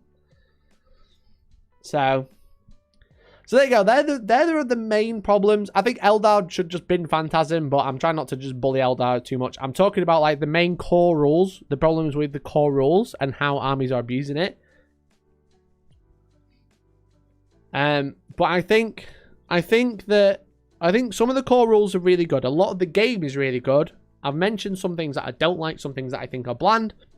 But Eldar feel worse because they are abusing the strongest rule in the game, and it's devastating wounds, you know? Well, if you start with 3 fate dice, that'd be fine. Again, sisters start with 0 and they gain them across the game. But yeah, like, as I said, here's my list. If you just tuned in, if you've missed it, these are the things I've gone through. These are the notes I made about why I don't like 10th edition. And I think there's a lot of problems with the game. I do think the game's quite good in a lot of places. I think, sadly, the core rules are the clearest written rules we've ever had. There is no ambiguity with, like, a lot of stuff. There's, like, a 20-page document, the designer's commentary that came out last week, which, like, clarifies a lot of rules. But I think the core rules are the clearest rule we've ever had. You know, they all make so much sense. But I think there are problems, and I said these are the problems we've talked about this evening. You know, in the past hour, I've talked for too long. I wanted to make a 20-minute video out of this. I don't think that's happening. But yeah, I think some of the core rules and some of the problems I've been talking about with people today over the weekend. If it went against Eldar, this video wouldn't exist. No, it would. No, it would. If you think I'm just salty because I lost, I'm not. I hope you enjoyed the stream, though. I had fun.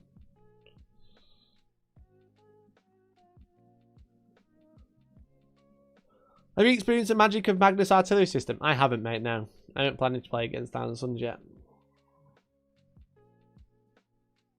Ignore Sage's a solid alternative. Hey, CJ, how you doing, buddy? Thanks for tuning in. Yeah, I think Devastating just needs to... It needs fixing. Do you think any data sheets or rules will be retuned or changed? Now, they've already changed. They've already changed some stuff. You know? They've already changed Deathwatch. You know? Because they said, oh yeah, 90 mortal wounds probably isn't very good. Now, obviously, Eldar aren't doing 90 mortal wounds, but they're doing 90 mortal wounds across the game. Cheers, JW. Thanks for tuning in, buddy. I don't think factions that can choose to get an auto 6 should get such strong 6s to wound action. I totally agree, mate. I totally agree. The other thing I'm happy about is that I can take a Wraith Knight with my Quins. Yeah, fair enough. There's a rumour there's an FAQ errata due to drop Wednesday. Interesting. I haven't heard anything. So we'll see, I guess. But yeah, there you go. That's why I don't like 10th edition.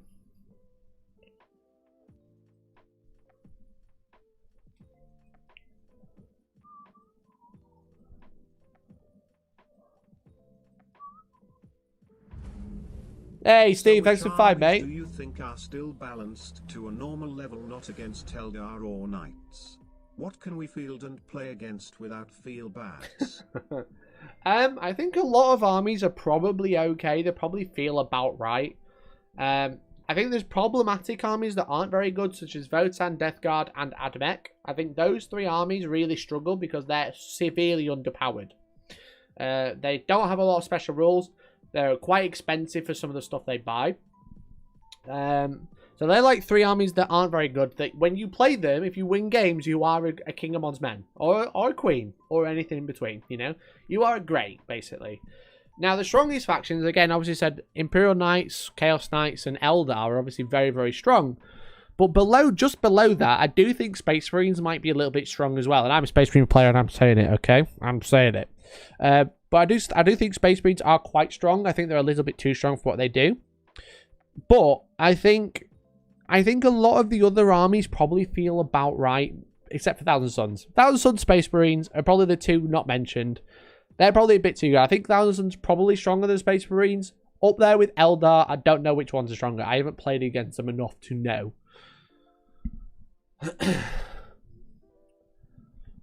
But yeah, like I think maybe those 4 factions out the game, you can have a good time. And by Space Marines, I mean Gladius Task Force, specifically. I think Deathwatch are probably strong as well. Deathwatch are right up there. But they're not as erroneous, I guess is the word, than like Eldar, Imperial Knights, Chaos Knights and stuff. There's my thoughts anyway.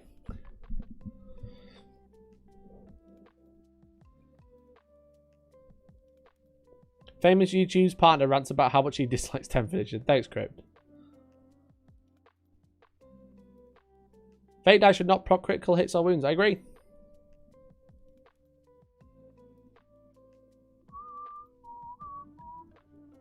I don't like 10th edition because an Avatar, an Incarn, and a Wraith Knight is a legal 1,000 point list with 65 points to spare.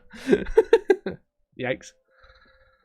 I think CSM might be sleeping nuts. I do think CSM are a little bit harder to play though because of the fact they've got to make melee. They've got to make combat. They have a lot of really good stuff. Obliterators are really good. Anything with indirect is really good right now. Desolation Marines will shoot all the infantry off the board. Yeah, definitely. As I said, I was doing like 40 wounds on average to 10-man units yesterday with 30 shots.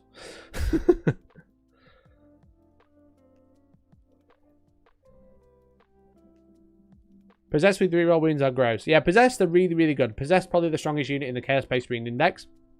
But again, you've got to get them there, which is hard. If something's really strong in melee, then it's probably fine. Purely because you've got to get there, which your opponent can interact with. When stuff's really good that shoots you, you can't really do much about it. Especially with like Eldar again, like Phantasm being able to move after your opponent's moved. Move 7. Alright, I'll move normal move or whatever it is, I don't know. Oh yeah, cool, I'm going to move to shoot this unit. Alright, cool, I'm just going to move it behind this wall then. It's so dumb. Where do you think guards sit? I don't really know. I can never read guard. I'd say they're probably about right. Maybe a bit low. Maybe a bit low. Just because it doesn't feel like they... Except for the indirect. If you're spamming indirect, you're going to be fine. Outside of that, like tank spam can be countered quite easily. But I don't really know, mate. I don't want to like try and put a thought out there that I'm not super convinced with. I don't really know. Isn't there a space reach strategy that lets you move in your opponent's movement phase? Yes, there is. Now, you have to end within 9, and you can only move D6 unless you're in the tactical doctrine, then you move 6. So that is 3 stipulations of not having a pretty bad move, you know. Whereas Phantasm is just make a move after your opponent's moved, you know.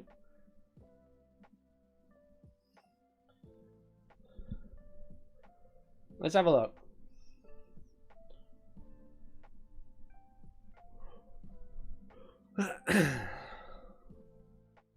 I think Phantasm is the most broken stratagem in the game.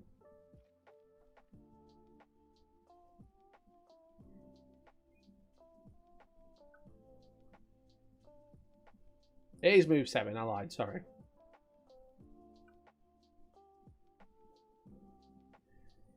So Phantasm, ending your opponent's movement phase, 1 Eldar unit can make a 7-inch move, but it can't get into transport. But squad tactics is when it ends a move, you can only use it when you end a move. It has to be within 9. It's only infantry or mounted, so bikes. It can only move D6 or a normal move of up to 6 if it's in tactical doctrine, which is once per game unless you use stratagems. So it's only infantry or mounted, only within 9, most likely D6. Whereas Phantasm is any Eldar unit, end of your opponent's phase, you don't even have to move and they can do it, and they can move 7. Always. It's just like, how are those stratagems the same cost? You know, and I think that's probably a problem with a lot of things. Like, why does a Scorpius Disintegrator cost like 200 points and a Whirlwind cost 125? You know?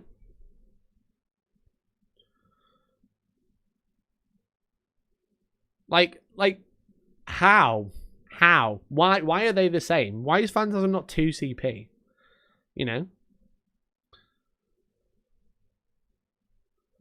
I don't understand the logic there, and that's the logic for I think that's the thing that people are struggling with a lot is like, how are things costed this way and costed this way or CP this way?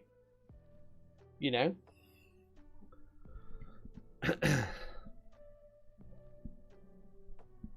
That's basically just bad. I mean, are they?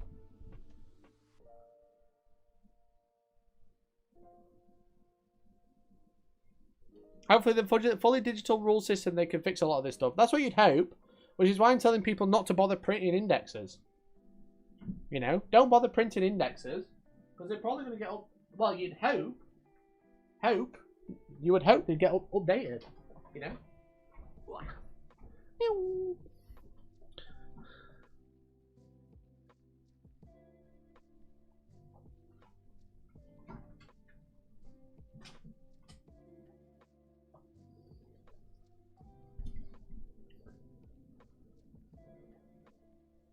One advantage with the indexes as they are now, they can just reprint all of the rules. However, the data cards are already printed for order shortly. Yeah, like, so the data cards are out of date because obviously the Deathwatch is out of date, you know? Deathwatch doesn't work like it does. Don't say that. I've spent most of the day printing mine off. I just wouldn't bother. Bro, I already spent my money to print them. Now I can draw all over them. I'm probably going to get mine printed, but probably in like a couple of weeks when things have settled down a little bit. At the minute, I'm just printing them off with my Sanctuary's printer, not my printer.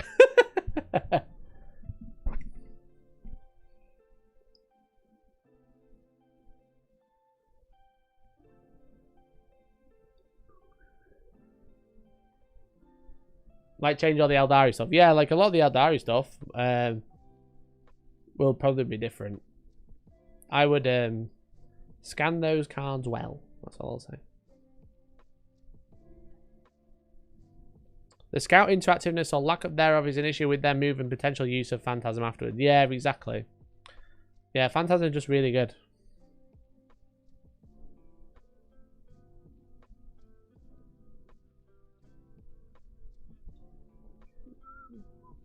Just catch up with chat. If I missed your thing, if I missed something you've said, probably worth just asking me again. Just purely because there's been a lot of chat. It's been really fun tonight. It's been really busy. So thanks everyone for tuning in.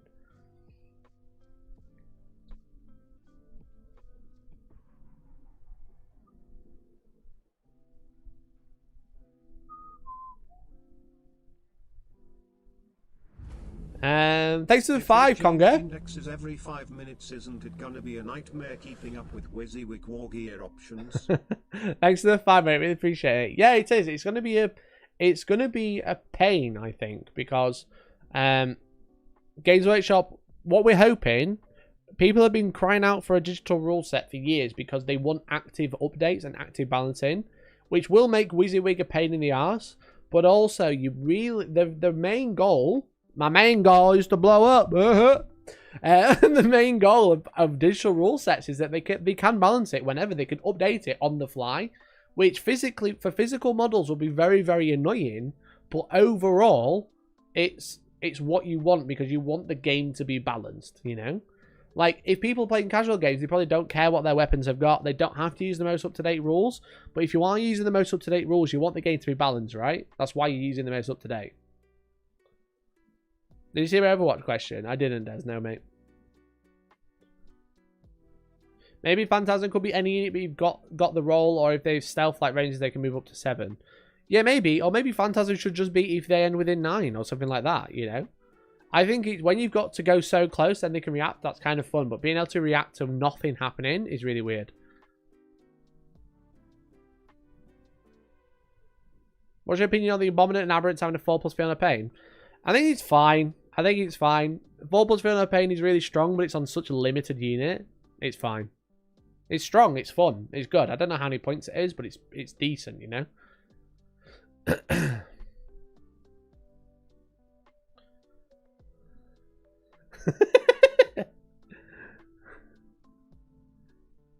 I'm just laughing at the memes of Magoo. Well done, Magoo. Sanctuary roof collapses due to rain. Mikey played 40k. Yes, very sad. Anyway.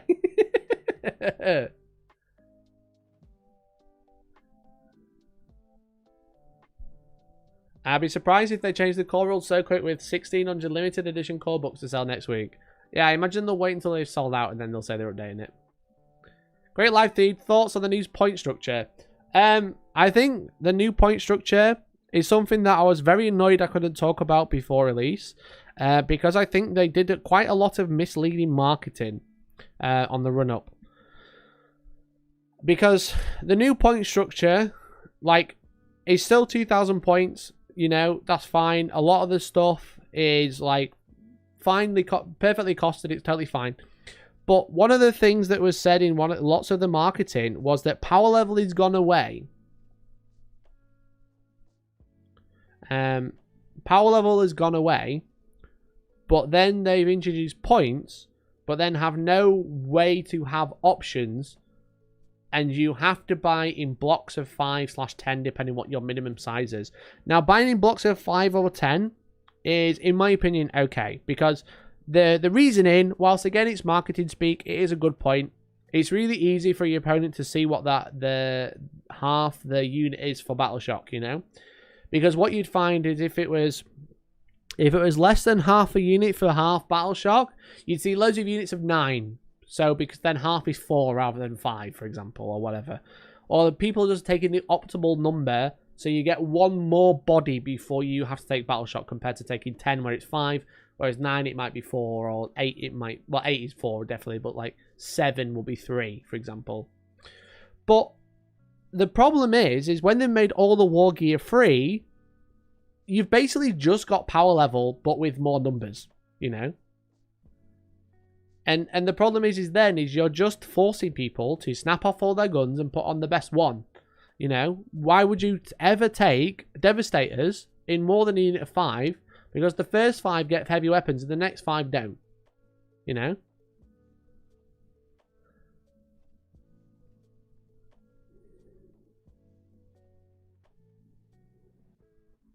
Five out of 10 is still not under half. It's at half.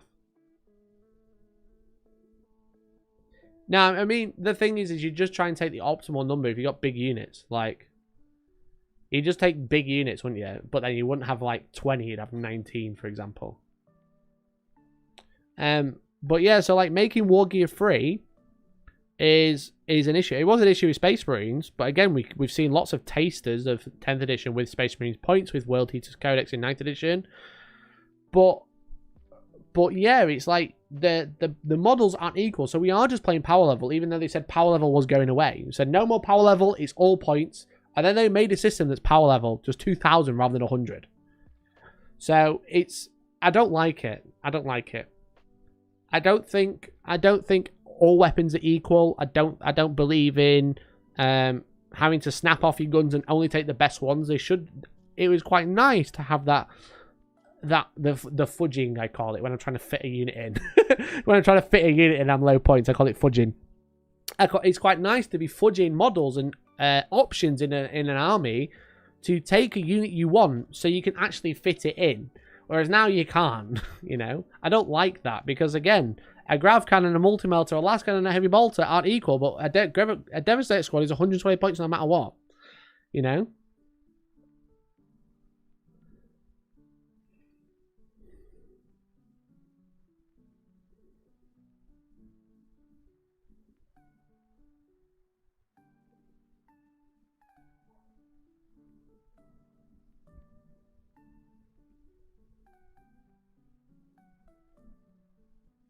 So no, I don't like points anyway. I don't like the new point system. I think buying models in units of blocks is fine, but I do think War Gear should cost. And I think that's probably why they've done a lot of heirloom weapons. They've done a lot of what they did to Wolfen, for example. That's purely so they can just have everything the points the same. But I don't think that's right.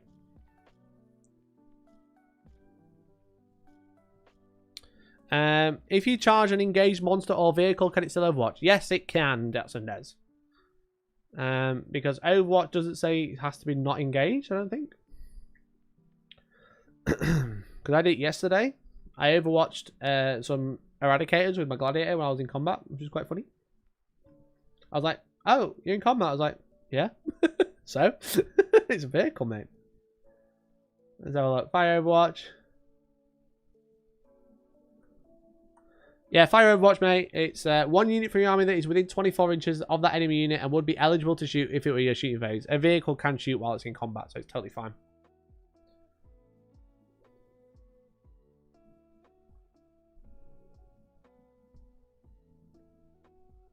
How come Plague Breeds aren't 7-14? It's a box of 7. Yeah, because they're dumb, that's why.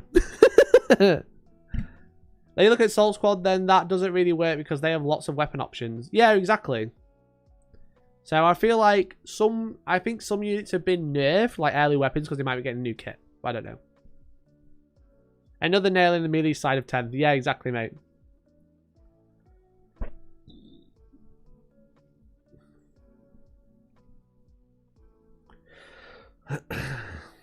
More I hear about 10th, more I think I'll stick to Shatterpoint. I think it's just teething issues, and you can tell this was wrote months ago or years ago even.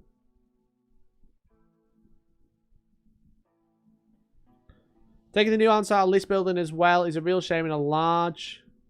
Oh, where'd that go? A large part of the game for me personally. Yeah, I agree. Again, I don't mind units coming in set numbers because I'm dumb and I've painted like just the models I need. So now I have 5 aggressors and I've got 1 on sprue in my drawer. So now I'm going to go paint 1. That's annoying. It's going to look different because I paint differently now. But I think that's fine. I think just like war gear options shouldn't be free. You know? If it's got to a point where you're just balancing models and trying to make them cheap as fuck, fine. Whatever.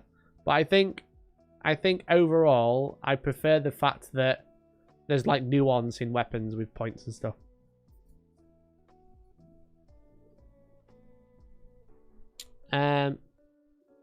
What's worse, Mikey? 7th edition Wraith Knights or Wraith Knights right now? 7th edition Wraith Knights. Know why? You weren't going to save you just take your model off. You wouldn't just take 8 damage. You'd take your models off. And you could kill him. And they shot 3 times a turn. Bastards.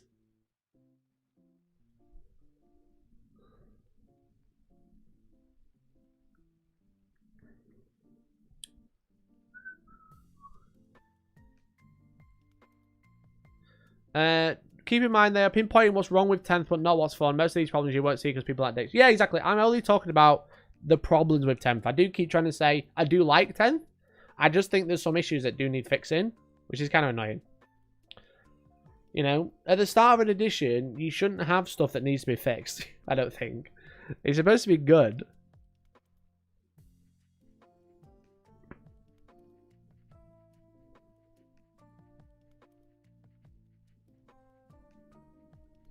How are you considering dealing with towering at your own events, Mikey? That's a great question, CJ. I think I haven't announced it yet, but I'm toying with the idea of just blocking bottom level again. Because towering is so good and a lot of terrain doesn't work for it because we're not used to it. So I think probably I wanted to play pure 10th this weekend because this weekend is Heat 3. If you want to come play and learn to play tournament, it's a normal tournament, but it'll be fun. If you want to come play tournament this weekend, you can type !shop, I believe. Let's try it. There's a link in the description if not. Maybe that'll work. It should. I hope it does. Go to hellstormwargaming.co.uk/shop. I don't think that command works. That's annoying. We're holding a tournament just this weekend. But I think I really wanted to play pure 10th edition. But I do think we're going to have this weekend coming is bottom level blocks line of sight. So this is it. 54 players. We've got 10 tickets left.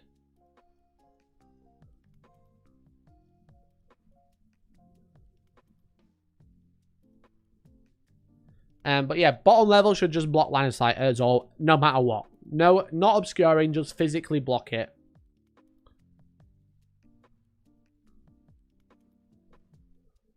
It's time to force you to release a balanced data slate because you released your own. Yeah, exactly.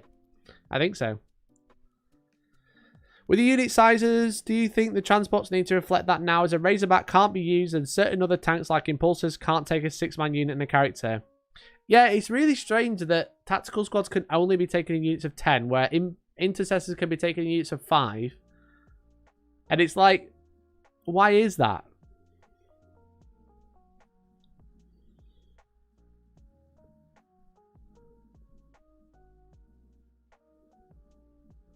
I'd say don't let them get the exception for win, so line of sight works normally either way. That's how me and my friends are house ruling it. That's a good way to do it now, but I think you should, if Games Workshop are going to have that sort of rule in, you just need your terrain to match. But my terrain doesn't match and won't match for a little while. So I think it's fine to say like bottom level blocks. So then they can still see through top level windows, but that's probably okay. Because then at least Knights do have that advantage still. You're not completely deleting the benefit that Knights have. Because you don't want... The problem is with house ruling and stuff like that is you start moving away from playing pure 10th edition. I guess tactical squads are less tactically flexible. Yeah. Yeah, for some reason I don't... My understanding is to go for what in the box. Yeah, but intercessors come in 10s. They don't come in 5s. You know? So yeah, I think you're probably going to see playing bottom level blocks line of sight again.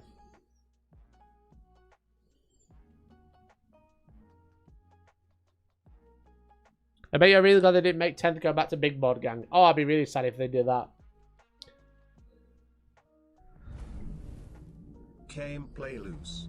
It will be first 10th tournament in the UK. It will be. A massive laugh as we try to learn how to play in the current silly world of 10th. Exactly. So if you want to come and play this weekend, do come down. Again, there's pizza. We got a list building session in the morning. It is allowed to play 10th edition. It's a world first 10th edition tournament. It's the first 10th edition GT, probably in the UK, if not the world. It's going to be great. Would it be nice to get a 5-man option on Blade Guard so they get an Impulsor with a character? Yeah, Impulsor should be 7 people. There's Garlic Bread as well. There's probably going to be Garlic Bread, but maybe not as much as normal. Can you come and spectate? Yeah, that's fine, mate. Introduce yourself, though, because I won't know who you are. Just see a random person walking around like... I'm like, who's this? And I was like, oh, I'm Riverside Miniatures from YouTube. Oh, that's who you are. I was going to say it's ambitious to do an event the same weekend as Bristol, but also who wants to play 9th? I think we announced our event beforehand. You know? And we'd sold out, but obviously we had a few people... A lot of people were refunding before they knew it was going to be a 10th edition event. So we've got a few tickets left. So if you want to come down, it'd be really cool to have you. It's at Sanctuary Gaming Centre in Sutton, Ashfield. It's a really cool venue. It's one of the best venues in the UK, I think. It's where my studio is. I love it. I love being there. The people that work there are really nice. And you get to hang out with me. So...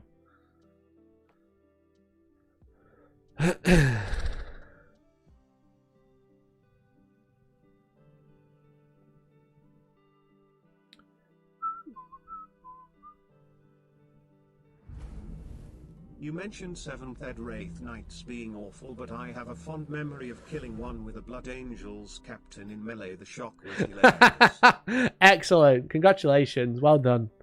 It's quite funny. In 7th edition, me and Elliot played once. And it was Blood Angels versus Necrons.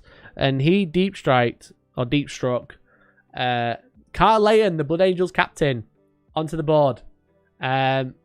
And I followed in my deep strike with death marks, and they were like they did in 9th edition and stuff. You basically deep strike and shoot at them, and they were really good, really, really broken. Necrons are one of the strongest factions. Anyway, he fucking deep striked his Terminators, and then picked up the relic and ran away with Carly, and just on his own on one wound, and just ran away from me. And I was like, I'm shooting him. He was like, 2 up, 2 up, 2 up, or 4 up, or whatever, or inbound or whatever. And yeah, that was one of the first games I had with Elliot, and he just ran away and won. It was very fun. Each day, Mikey's going to lower the prestige of the event. It's the first 10th edition tourney in the UK, first 10th edition tourney in the North. It's not even in the North, it's in the Midlands. But it is, I think it's the first one, because I don't think anyone else is running a 10th edition GT the weekend. I think there's an RTT, but they're not using the cards. I'm having all the card packs printed so people have them. Which is I'm trying to get the money for, because it's turned out to be very, very expensive. I'm trying to get it a bit cheaper though. I wish I could come. Great venue. Got 200 family bed as well. No worries, Organ. Always next time, mate. There's always Heat 4. It's happening in August. How many tickets are left? Tickets that are left, there are 10, mate. 10 tickets available, Steve. I haven't done rolling to Ashley and I to Ashley. Let's say I could put precision on indirect fire unit. Could I shoot characters with that on the site? Yes. Yes, you could. Can't make this weekend, but looking forward to the next one. Yeah, the next one's going to be fun as well, because I think the game will have settled down a little bit.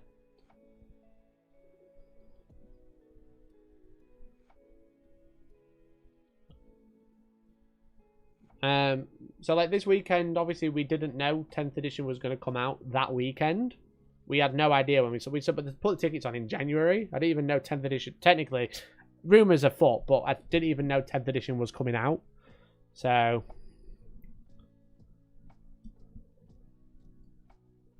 do you think the win condition for tailing your opponent regardless of points is good or bad for the edition? I didn't realize that was a thing. I thought it was the same as last time. Is that part of Leviathan?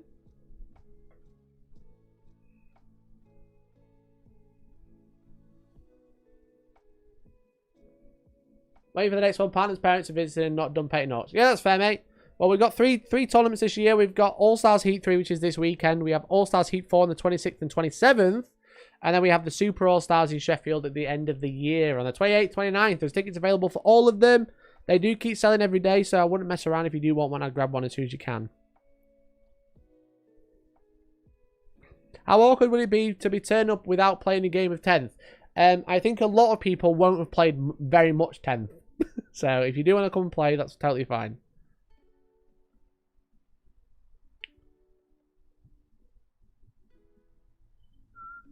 Precision keyword independently of indirect fire requires line of sight to the character to assign wounds to it. Interesting. But if you got indirect, you don't need line of sight. Is there any way to get precision indirect? I don't think there is. I won't have played any 10th. I reckon maybe half the hall won't have played 10th. I'm only slightly worried about round times, but I think we'll manage. You know? I'll be like, right, you both got to do a gambit. End of the round, both got to do a gambit. So yeah, come down anyway. Come down anyway. If you've never played 10th, that's most people won't play 10th. It's going to be like, again, what we're doing instead of the first round is we're basically having like a list building workshop. I'm calling it list building workshop, but basically in the morning there'll be like us who have played a good few games of 10th more than other people. So we're like, right, have you thought about this? These are your mission packs. We'll have a look at your missions. Are you giving up any obvious fixed secondaries? Right, let's change your list and make it a little bit better. And then just go and play 10th for 5 rounds, you know?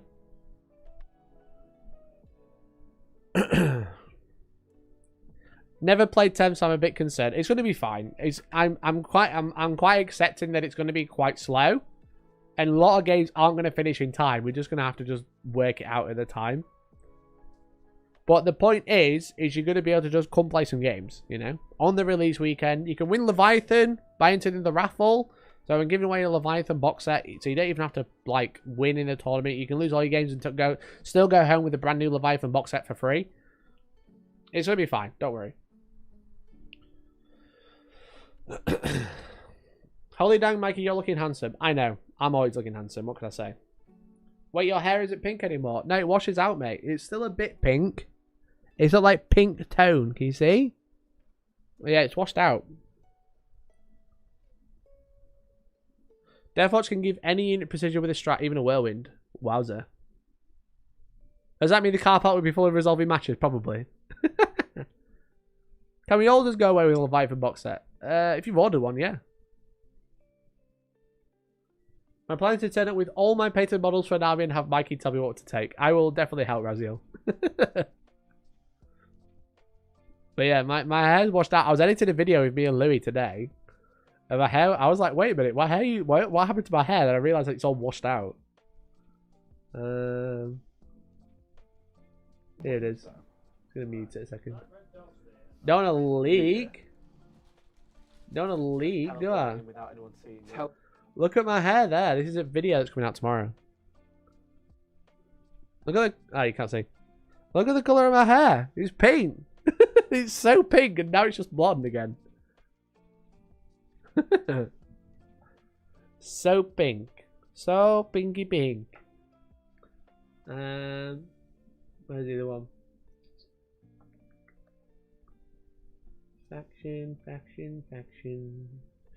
Faction, faction, faction. Look at this. That's what it was like. This is what my hair was like 2 weeks ago. No, it's not. Yeah, pink washes out very fast, it seems. Casting couch, hell yeah. Anyway, gamers, it's 9 o'clock. It's been fun. It's been emotional. We've had so many viewers. I think this has been my top stream Monday. Top Monday stream.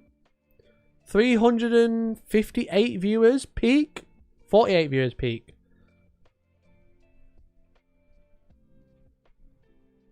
$348. What did we do when we did the broke 10th edition?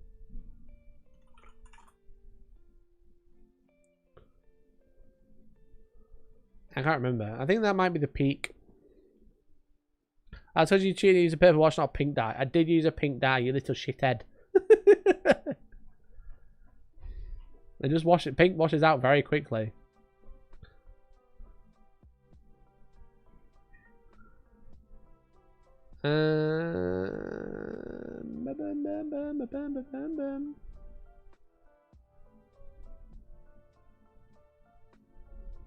Nearly there. Yeah, we beat it, look. We had 311 when I broke 10th edition. And then tonight we had 348. That's the best I've had ever on a Monday. Thank you, everyone. Start my work day with Kiri off, then you next will be Vivara because I finished off the work day. Well, thank you for hanging out. Thank you everyone for hanging out. I really appreciate it. Thank you everyone who's become a member or donated. Honestly, as I always say, like ad revenue on YouTube is really shit. A lot of, probably like 60 to 70% of my income used to be ad revenue, but the ad revenue has dropped so significantly. It's closer to like 25, 30. Like literally like half the income from ad revenue. And that's like the main way I used to make my money. Like make my income, make my wage, like keep the lights on, literally do what I do. So like because that's dropped significantly, I am having to do a bit more of a push of asking for members and stuff.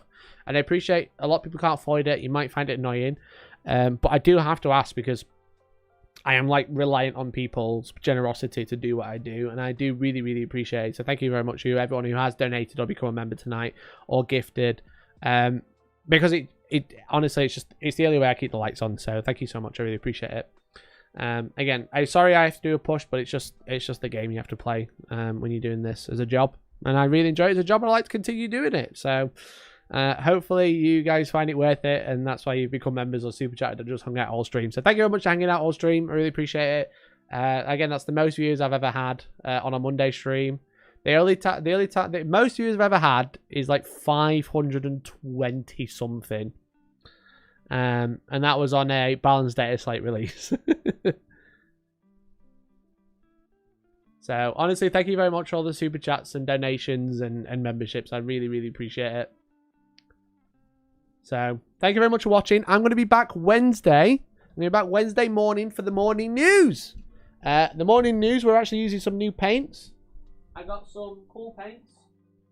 I'm just grabbing a random one. From TT Combat, as you can see. Succulent Green. They've got very cool names.